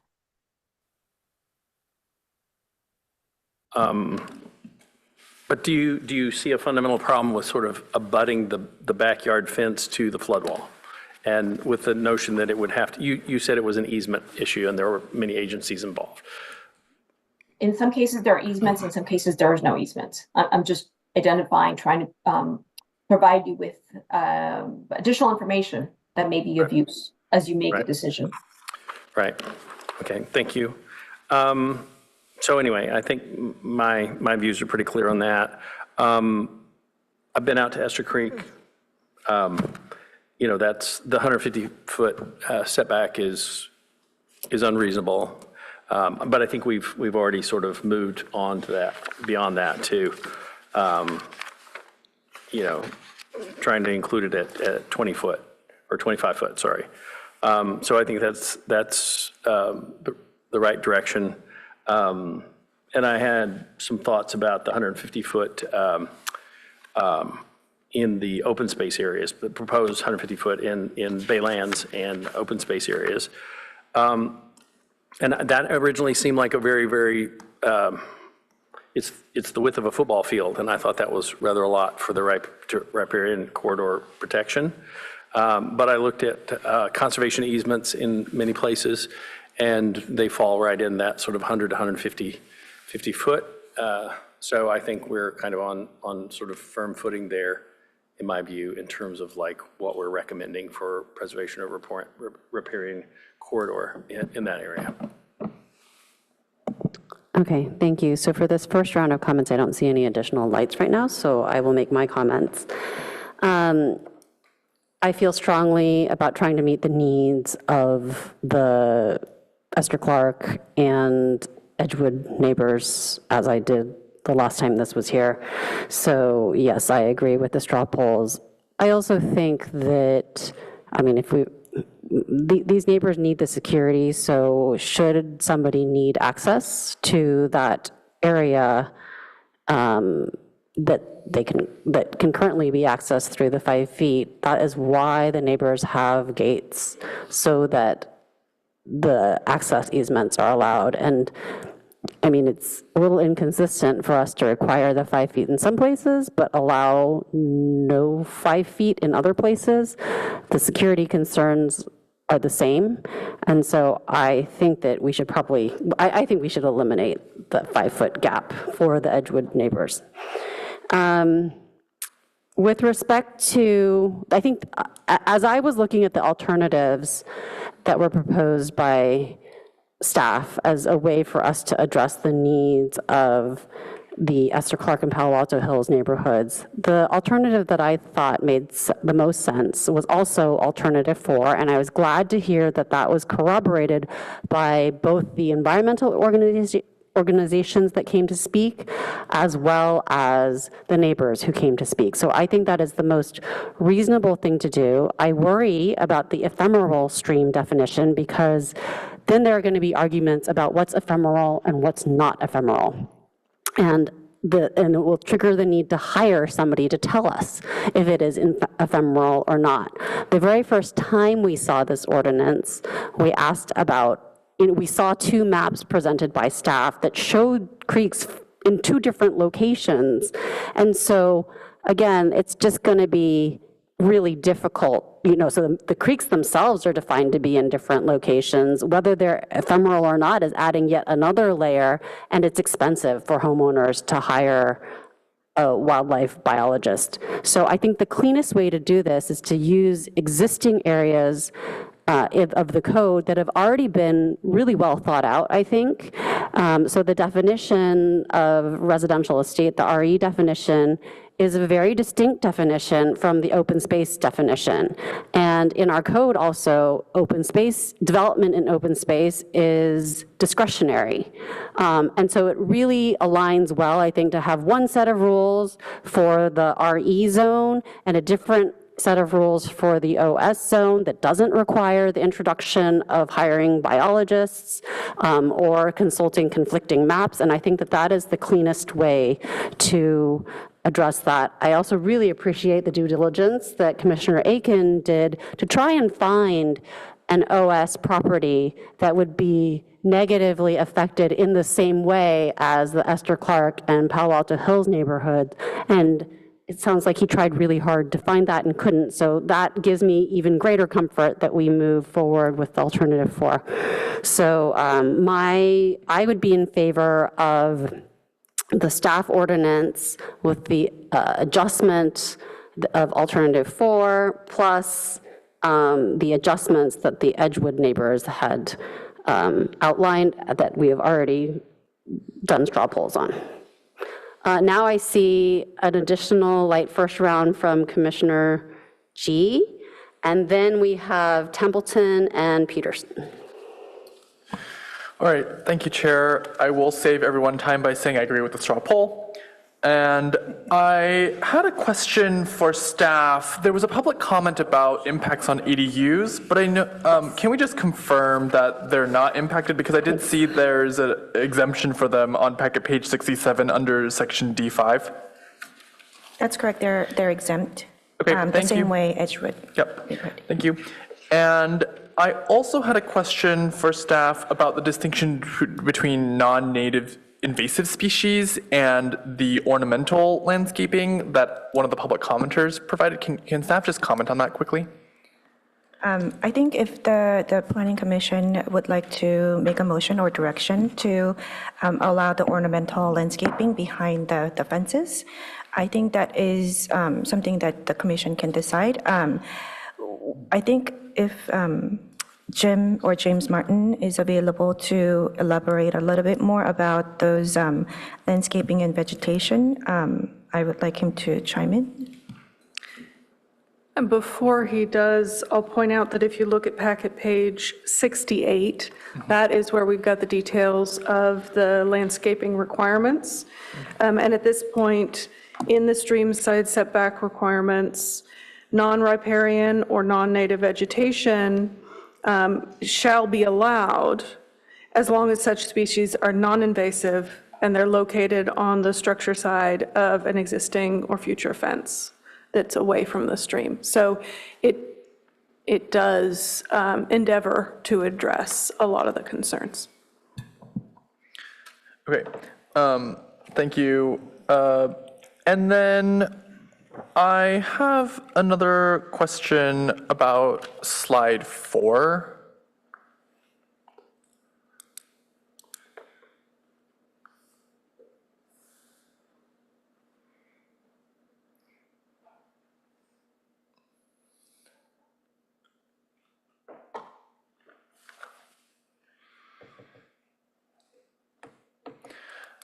Yeah, so I just want to quickly appreciate what Ms. Cha said about the courtesy mail notices. I think that was really important, and I just wanted to make sure to highlight that because I think that there were a lot of neighbors that are getting impacted by this, and we didn't send mailers out the first time, so I just want to specifically appreciate what staff has done here for that, and also specifically appreciate Ms. Cha and others for going out and meeting with the neighbors. I know that the neighbors have mentioned both in Esther Clark Park and in Edgewood that staff was very receptive and listening, and I also want to appreciate her attachment B, which listed out all of the different comments that the PTC did at the last meeting and go through all of them. So I just want to take a moment to appreciate all the work that's gone through to comment about this. And so right now, I also want to just echo what the chair has said in her comments about what she's supporting. I would also support option 4. And I also want to talk a little bit about packet page 67, section D, subsection 6, about the projects located on the properties.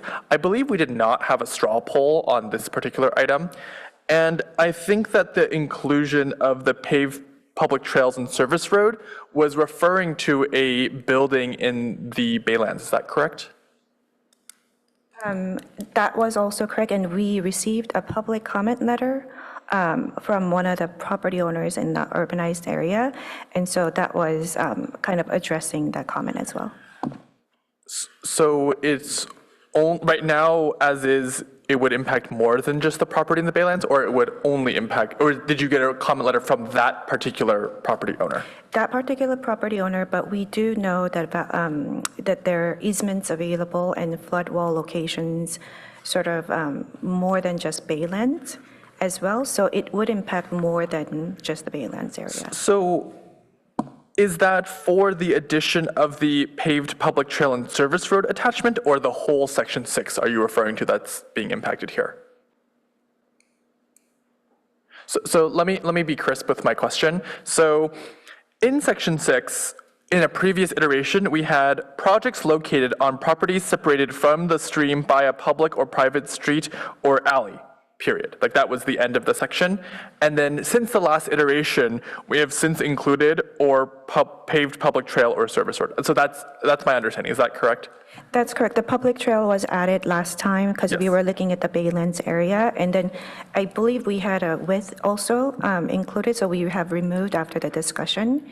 And the service road was added after the discussion of the comments and the Baylands area. So I just want, my question is the paved public trail or service road portion that we just added only currently impacting the one property at the Baylands, or is it impacting many properties? It impacts more than one property. But along the Baylands or also in the urban area? Also in the urban area as well. Can you refer me to where in the urban area are we looking at here?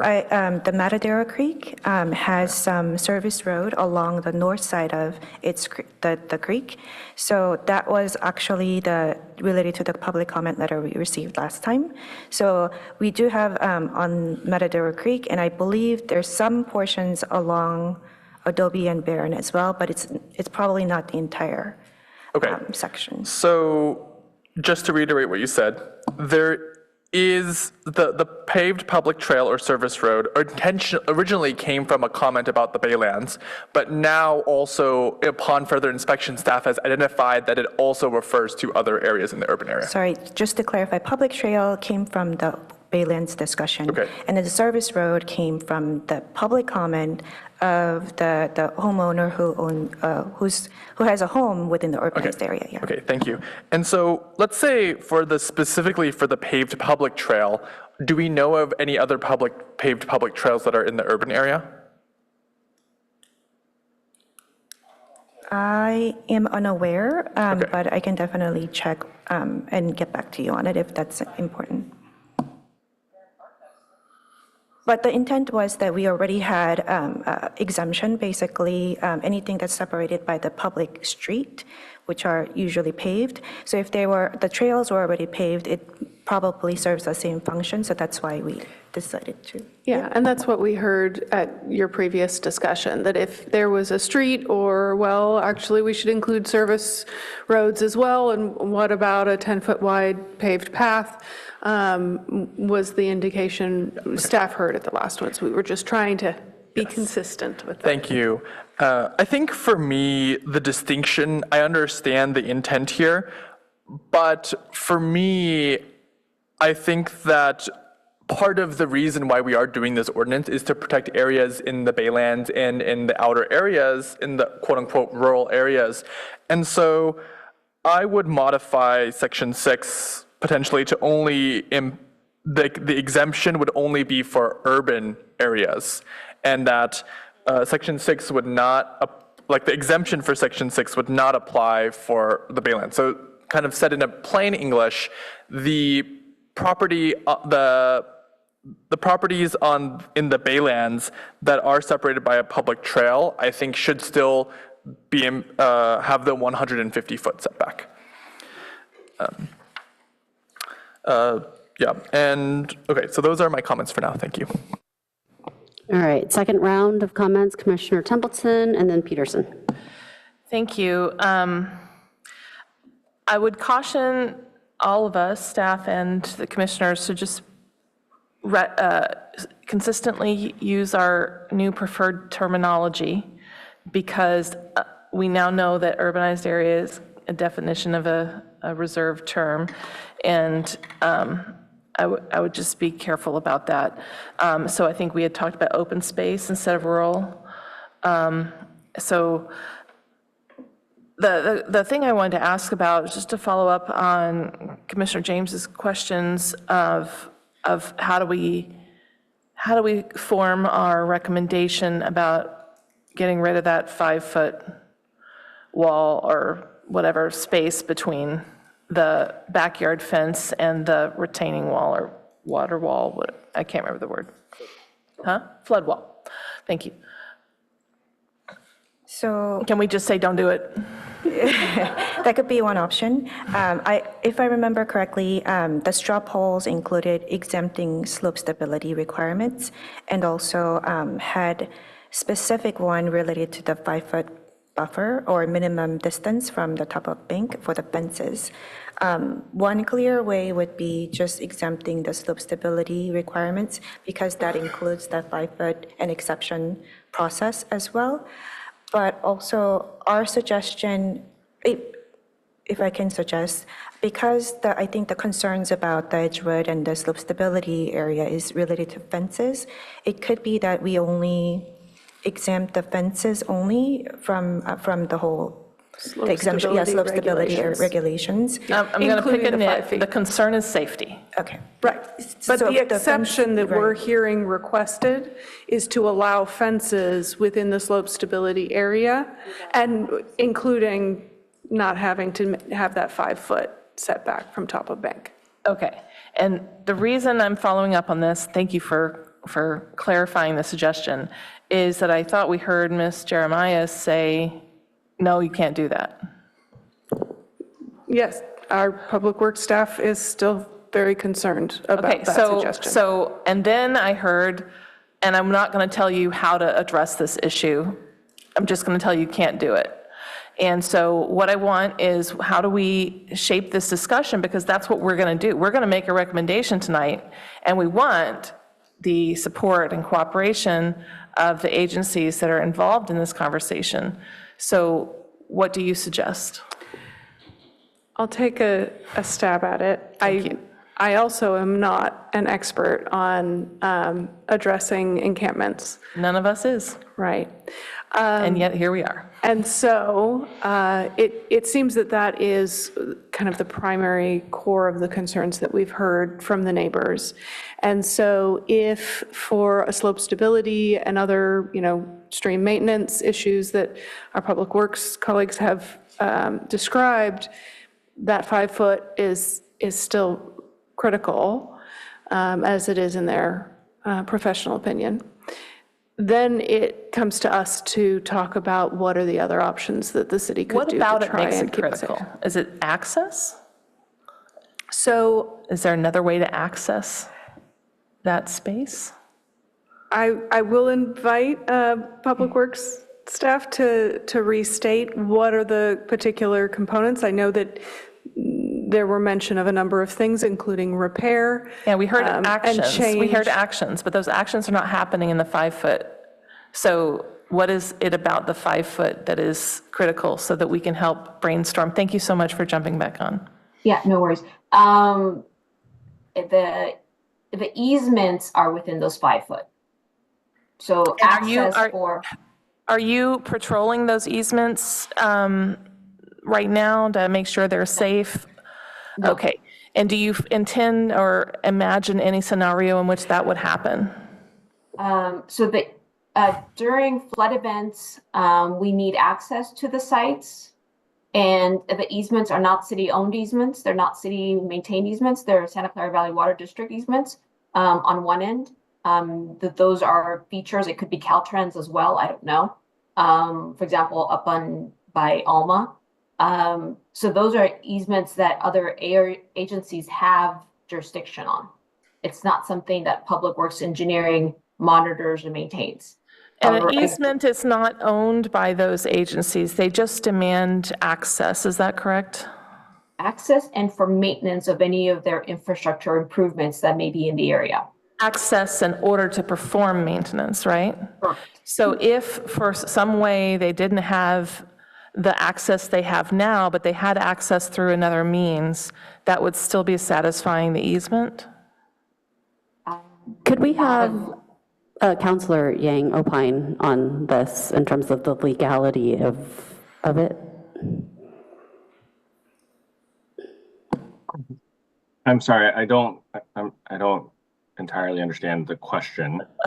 What we're trying to figure out is, where is this no? There's a hypothetical no coming from the operations team that is on behalf of some other people who have access to easements through this property that is part of this discussion somehow because of how the walls, the banks are maintained. So if we wanted to address through the work that's in front of us tonight, the safety concern that is part of the bank maintenance, how do we do that? What we'd like to do is be able to say, if you want access to your easements, we'll provide another mechanism such as going through the front yard. And that way we don't have to have safety concerns immediately behind our house on a property that we own and can't access. Right. So, I can't speak for another agency that holds the easement, but my understanding is that it's an easement held by the water district. And what I'm trying to split a hair here, but easements, as I understand it, and I'm really looking for your expertise here because I don't have what you have in terms of background, but an easement means the person who's the property owner of the home still owns the property, pays the property taxes, responsible for the upkeep of the property, and insures themselves on that property, but the agency has the right to access that land involved in the easement. Is that your understanding of what it means to have an easement? It really depends. So the easement can also grant the agency like the right to exclude others or to, to need to be consulted on anything that happens in that easement's area. So an easement is basically you're giving up some of your property rights over a portion of your property, but not all of your property rights. And how many property rights and which ones depend on kind of the specific nature of the easement. Well, great news. You and we get to stand by whatever we're recommending tonight. So what limitations or not limitations do you think we have in our discussion tonight concerning the 5-foot gap that was preserved by the city on some properties that is now a health and safety hazard?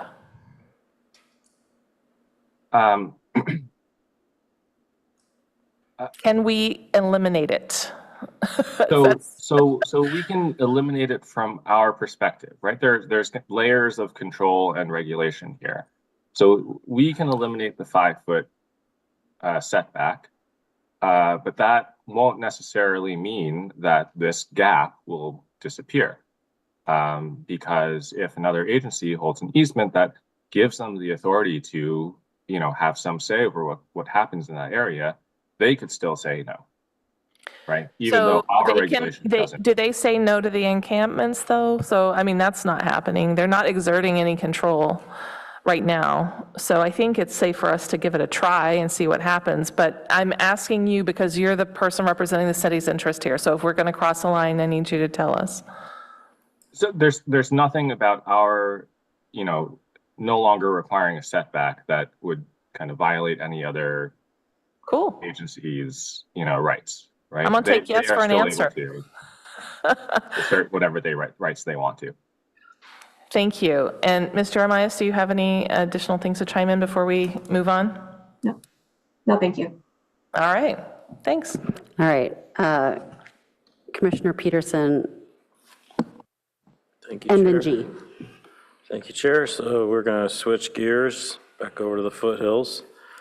I'm going to make an argument for alternative 2 rather than alternative 4. And so just to remind everybody, alternative 4 is that we simply use residential zoning for a reduced setback.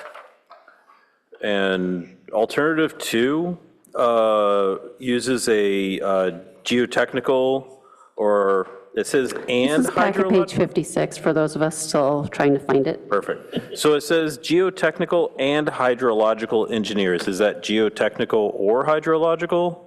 Because my understanding is these are equally qualified.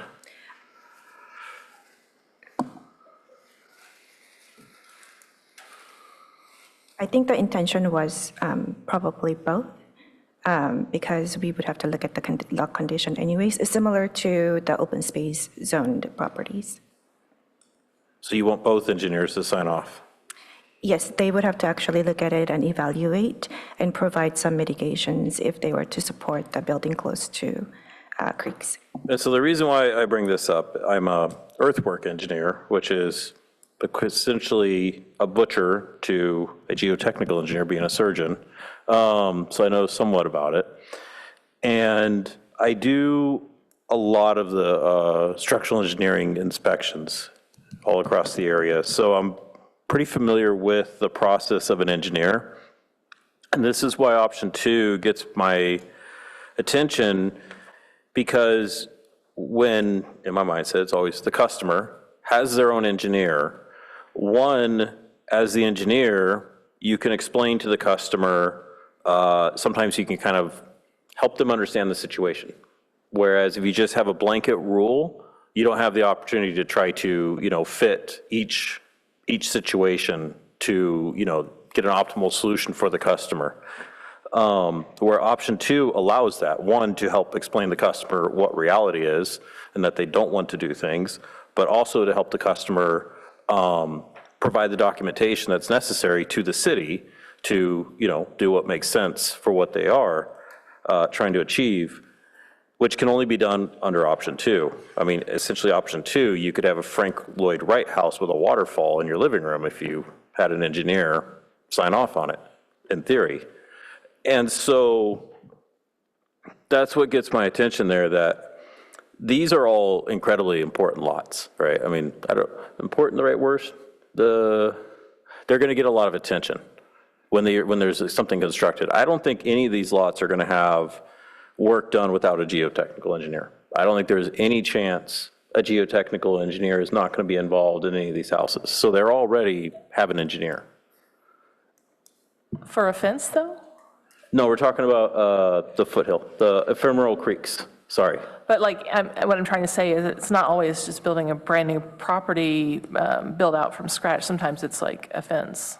Well, we've covered that, I think, pretty much. Oh, okay. With the creek, with the fencing. I think it's. Sorry, I think we're done on the. We're just thinking building, because that's what I understand most of the community is talking about, is they can't build a structure within the 150-foot setback.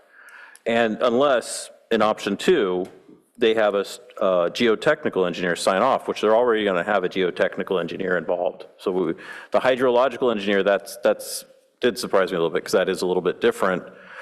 But we have the flood map. Can we bring up the flood map now and just take a look? Because it's not even an issue, and pretty much every hydrological engineer is simply going to take one look and say, I don't see a problem here. And I think option 2 gives much more flexibility to the community with what they do than option 4, which is the blanket solution. And if nothing else, we've at least give option 2 some time. And I think staff are putting the time and putting option 2 together. So I think he's asking to see the flood map, but I would just like to remind Commissioner Peterson that we did hear from the members of the community, and they did not see that option as additional flexibility. And, yes. I was going to say, I think we have a couple maps available. We have one for the Esther Park neighborhood, and we have one for the San Mosquito Creek. So I'm not sure which of those maps you want to see. Let's take a look at both of them, but the Esther Park one for sure, and San Francisco Creek, we'll throw it up and just quickly glance at it. So, and I'll have to find one of the other ones for Foothills if we want somewhere else. And somebody put up the map for San Francisco Creek, please.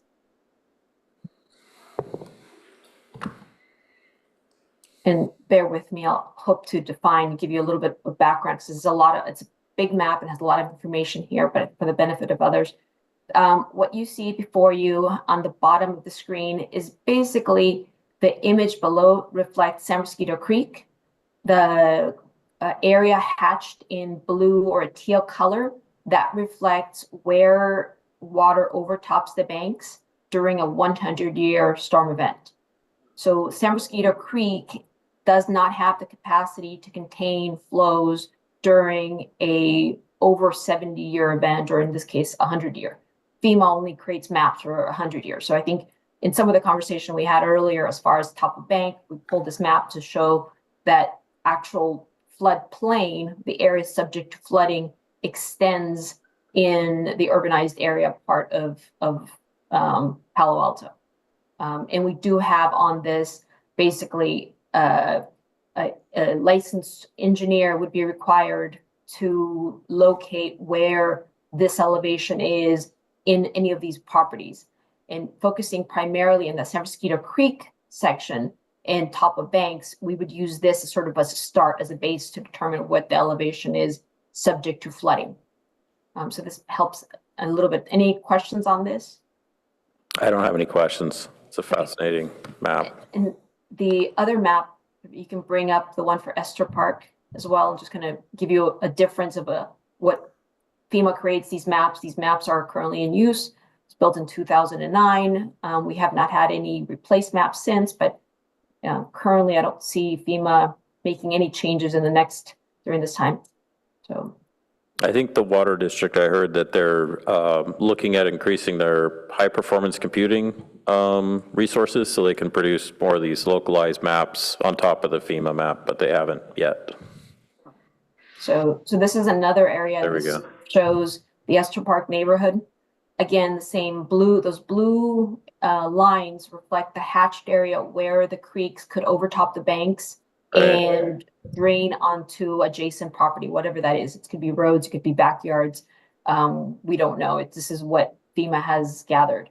That's what I was going to say, this is what I expected we would see, this massive difference between a seasonal creek and ephemeral creeks. Can we zoom in? This is pretty high resolution and. Thank you. So it may be hard to see what we don't there you go. currently. Most of that is even showing Los Altos Hills. So if you pan down, you can see where the city limits are, the dark black line. Yeah. Just as a caution, I see limit of study marks in the Esther Clark area, so we may not have data there. This is where, the water district needs to come in and start working on these. But essentially, as we know now, I would say, a hydrological engineer would pretty much be open to interpret what they want in that region, being there's nothing there. So I think this is why option 2, to me, stands out, because it gives the discretion to the engineers to take one look at this. And from the geotechnical and engineers I've worked with, they would take one look at that. And I think the landowners would be pretty happy with the outcome of that. And then it would be submitted to the city to approve. And I think the process would be a fairly smooth process and give more flexibility. Some of the landowners did talk about something like option 2. So I'll leave it there. Thank you. I appreciate bringing up the maps and giving some time to option 2. Commissioner G. So I don't actually have additional discussion points, but I'm wondering if folks are ready to maybe move towards a motion, if that's okay. Okay, so I'm seeing some nods, so I will go ahead. I move the staff recommendation with the following amendments. So one is to find a new name for the urban and rural area. Number 2 is to change the definition of flood wall on packet page 63 under definitions B5 to potentially use the verbiage extend to or extend above the top of, as discussed with Public Works. So I'll defer to staff about the specifics there. 3 is to use alternative 4 instead of the ephemeral definitions, and as needed, potentially clean up the definition of ephemeral that is now in the definition section on item 14, and or clean up other definitions that may or may not be used. So for example, I don't know if stream channelized is still used, so I'll defer to staff about the cleanup there. Number 4 is to, on packet page 67, under exemptions D6, what I previously mentioned for this I would like to not exempt what is going to no longer be called the rural area, but like the area not in the urbanized core. Just to clarify that element, I believe you mentioned that you want to keep the public trail portion in the Baylands, but others are. Oh, the one, yeah, so I want the intention is for the 150 limit to apply to the Baylands as well, and or other areas that are in the rural area. Okay. I don't want those are areas that we're trying to protect. Okay, thank you. So that exemption would only apply to the urban, urbanized area? Yeah. Is that clear, staff? Okay, thank you. And then, as necessary, get rid of additional references to ephemeral stream on packet page 68, et cetera. Then I will move on to the 3 items discussed in the straw poll. Number 1 is for, in section G2, for a carve out for the ornamental landscaping to be permitted for Edgewood. Number 2, for the fences to have an exemption for fences for Edgewood.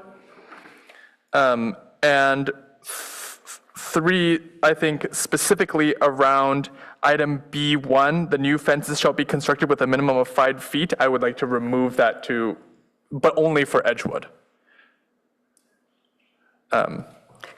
If they are exempt from the stream stability, No, I don't want to exempt them completely from the slope stability protection. I would only like to exempt the fences. Right, so if the fences are exempt from the slope stability requirements, then that includes that 5 foot.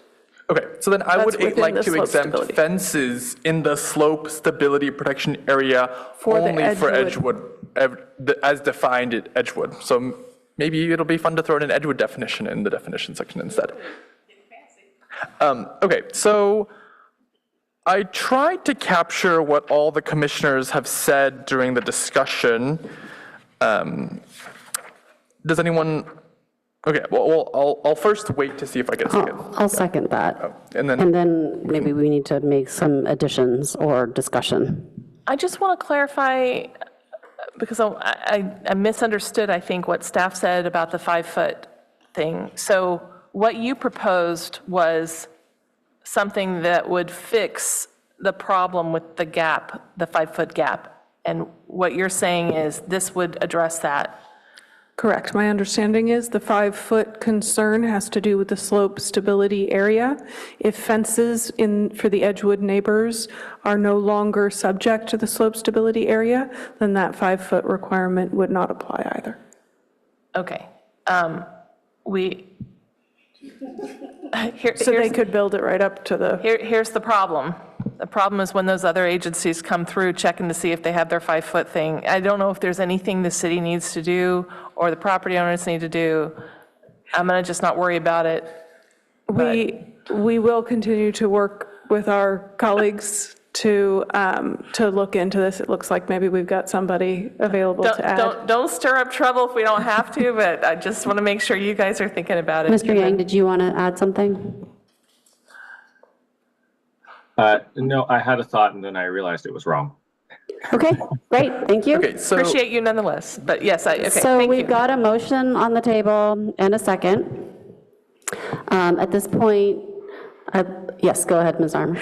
One other thing that I did here as part of the discussion of the modifications to the flood wall definition was also to the exception, so that it would be directly abutting, I believe was another part of Commissioner Aiken's recommendation, not just the definition, but also the exception. Yeah, I accepted that because Ms. Cha suggested it and it seemed reasonable. Great, thank you. And I will add that to my motion. And I agree as the seconder. Do we have further discussion? Or things that we, Commissioner, Vice Chair G tried to capture everybody's comments. Is there anything that we're missing? I don't think there's anything from my list that's missing. Okay, so I don't see any lights for additional discussion. Do we need to recap the motion at all, or does staff? We have it. Great, thank you. All right, Mr. Tavera, can you please call the vote? Yep. Commissioner Templeton? Yes. Commissioner Aiken? Yes. Commissioner Peterson? Yes. Commissioner James? Yes. Vice Chair G? Yes. Chair Chang? Yes. Motion carries 6-0. All right, thank you, everyone. It's been a long night with a lot of technical detail. Thank you to all the members of the public. Thank you very much to staff for doing such a good job documenting the conversations, even if staff disagreed. So appreciate everybody's very hard work on this. Excited to have it move on to City Council finally.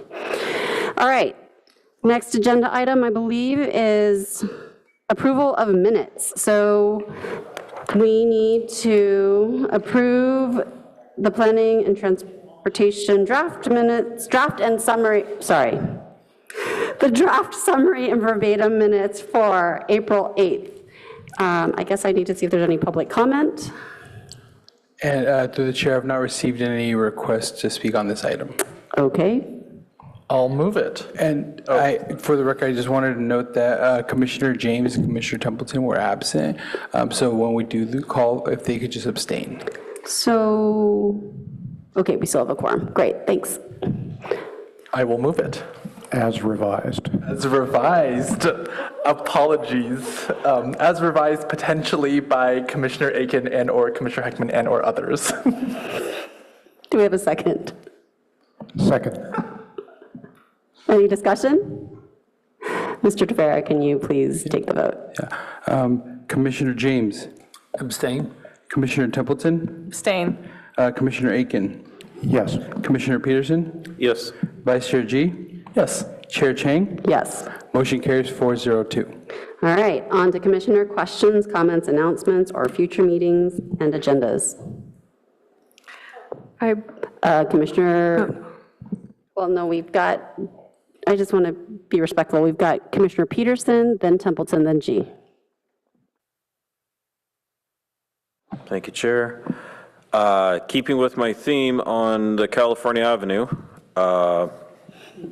so I don't know if everybody remembers, but a while back there was a question on signage for California Avenue from El Camino, and one of the businesses had offered to purchase signage to direct to parking. And if anybody doesn't remember, let that be a reminder that, you know, it's come up. So I went out and I took a look at the signage. No one's going to be able to see this, but the sign isn't exactly, I think, what people had in mind. It's not even on the light pole correctly. It's kind of angled. So I went to a couple of the businesses on California Avenue. I like to go there and I joke about checking the wells and seeing the water level. And so I showed this to the people. Were kind of surprised that that's the sign to their business on California Avenue saying, park here on Sherman Avenue, which it's actually on Sherman Avenue, so it's pretty clear the arrow means Sherman Avenue. And I heard, you know, maybe we could put flowers on it, flashing lights, a flag, something. So I'll forward the photo, but I just want to bring attention that I think California Avenue still needs some signage. We closed the street, which I personally, I enjoy that street. And I've seen the bike traffic on the street. We had questions about speed limit and lane delineation. It seems to be working fine. The bicyclists are absolutely respectful. The community seems to be just fine with that street.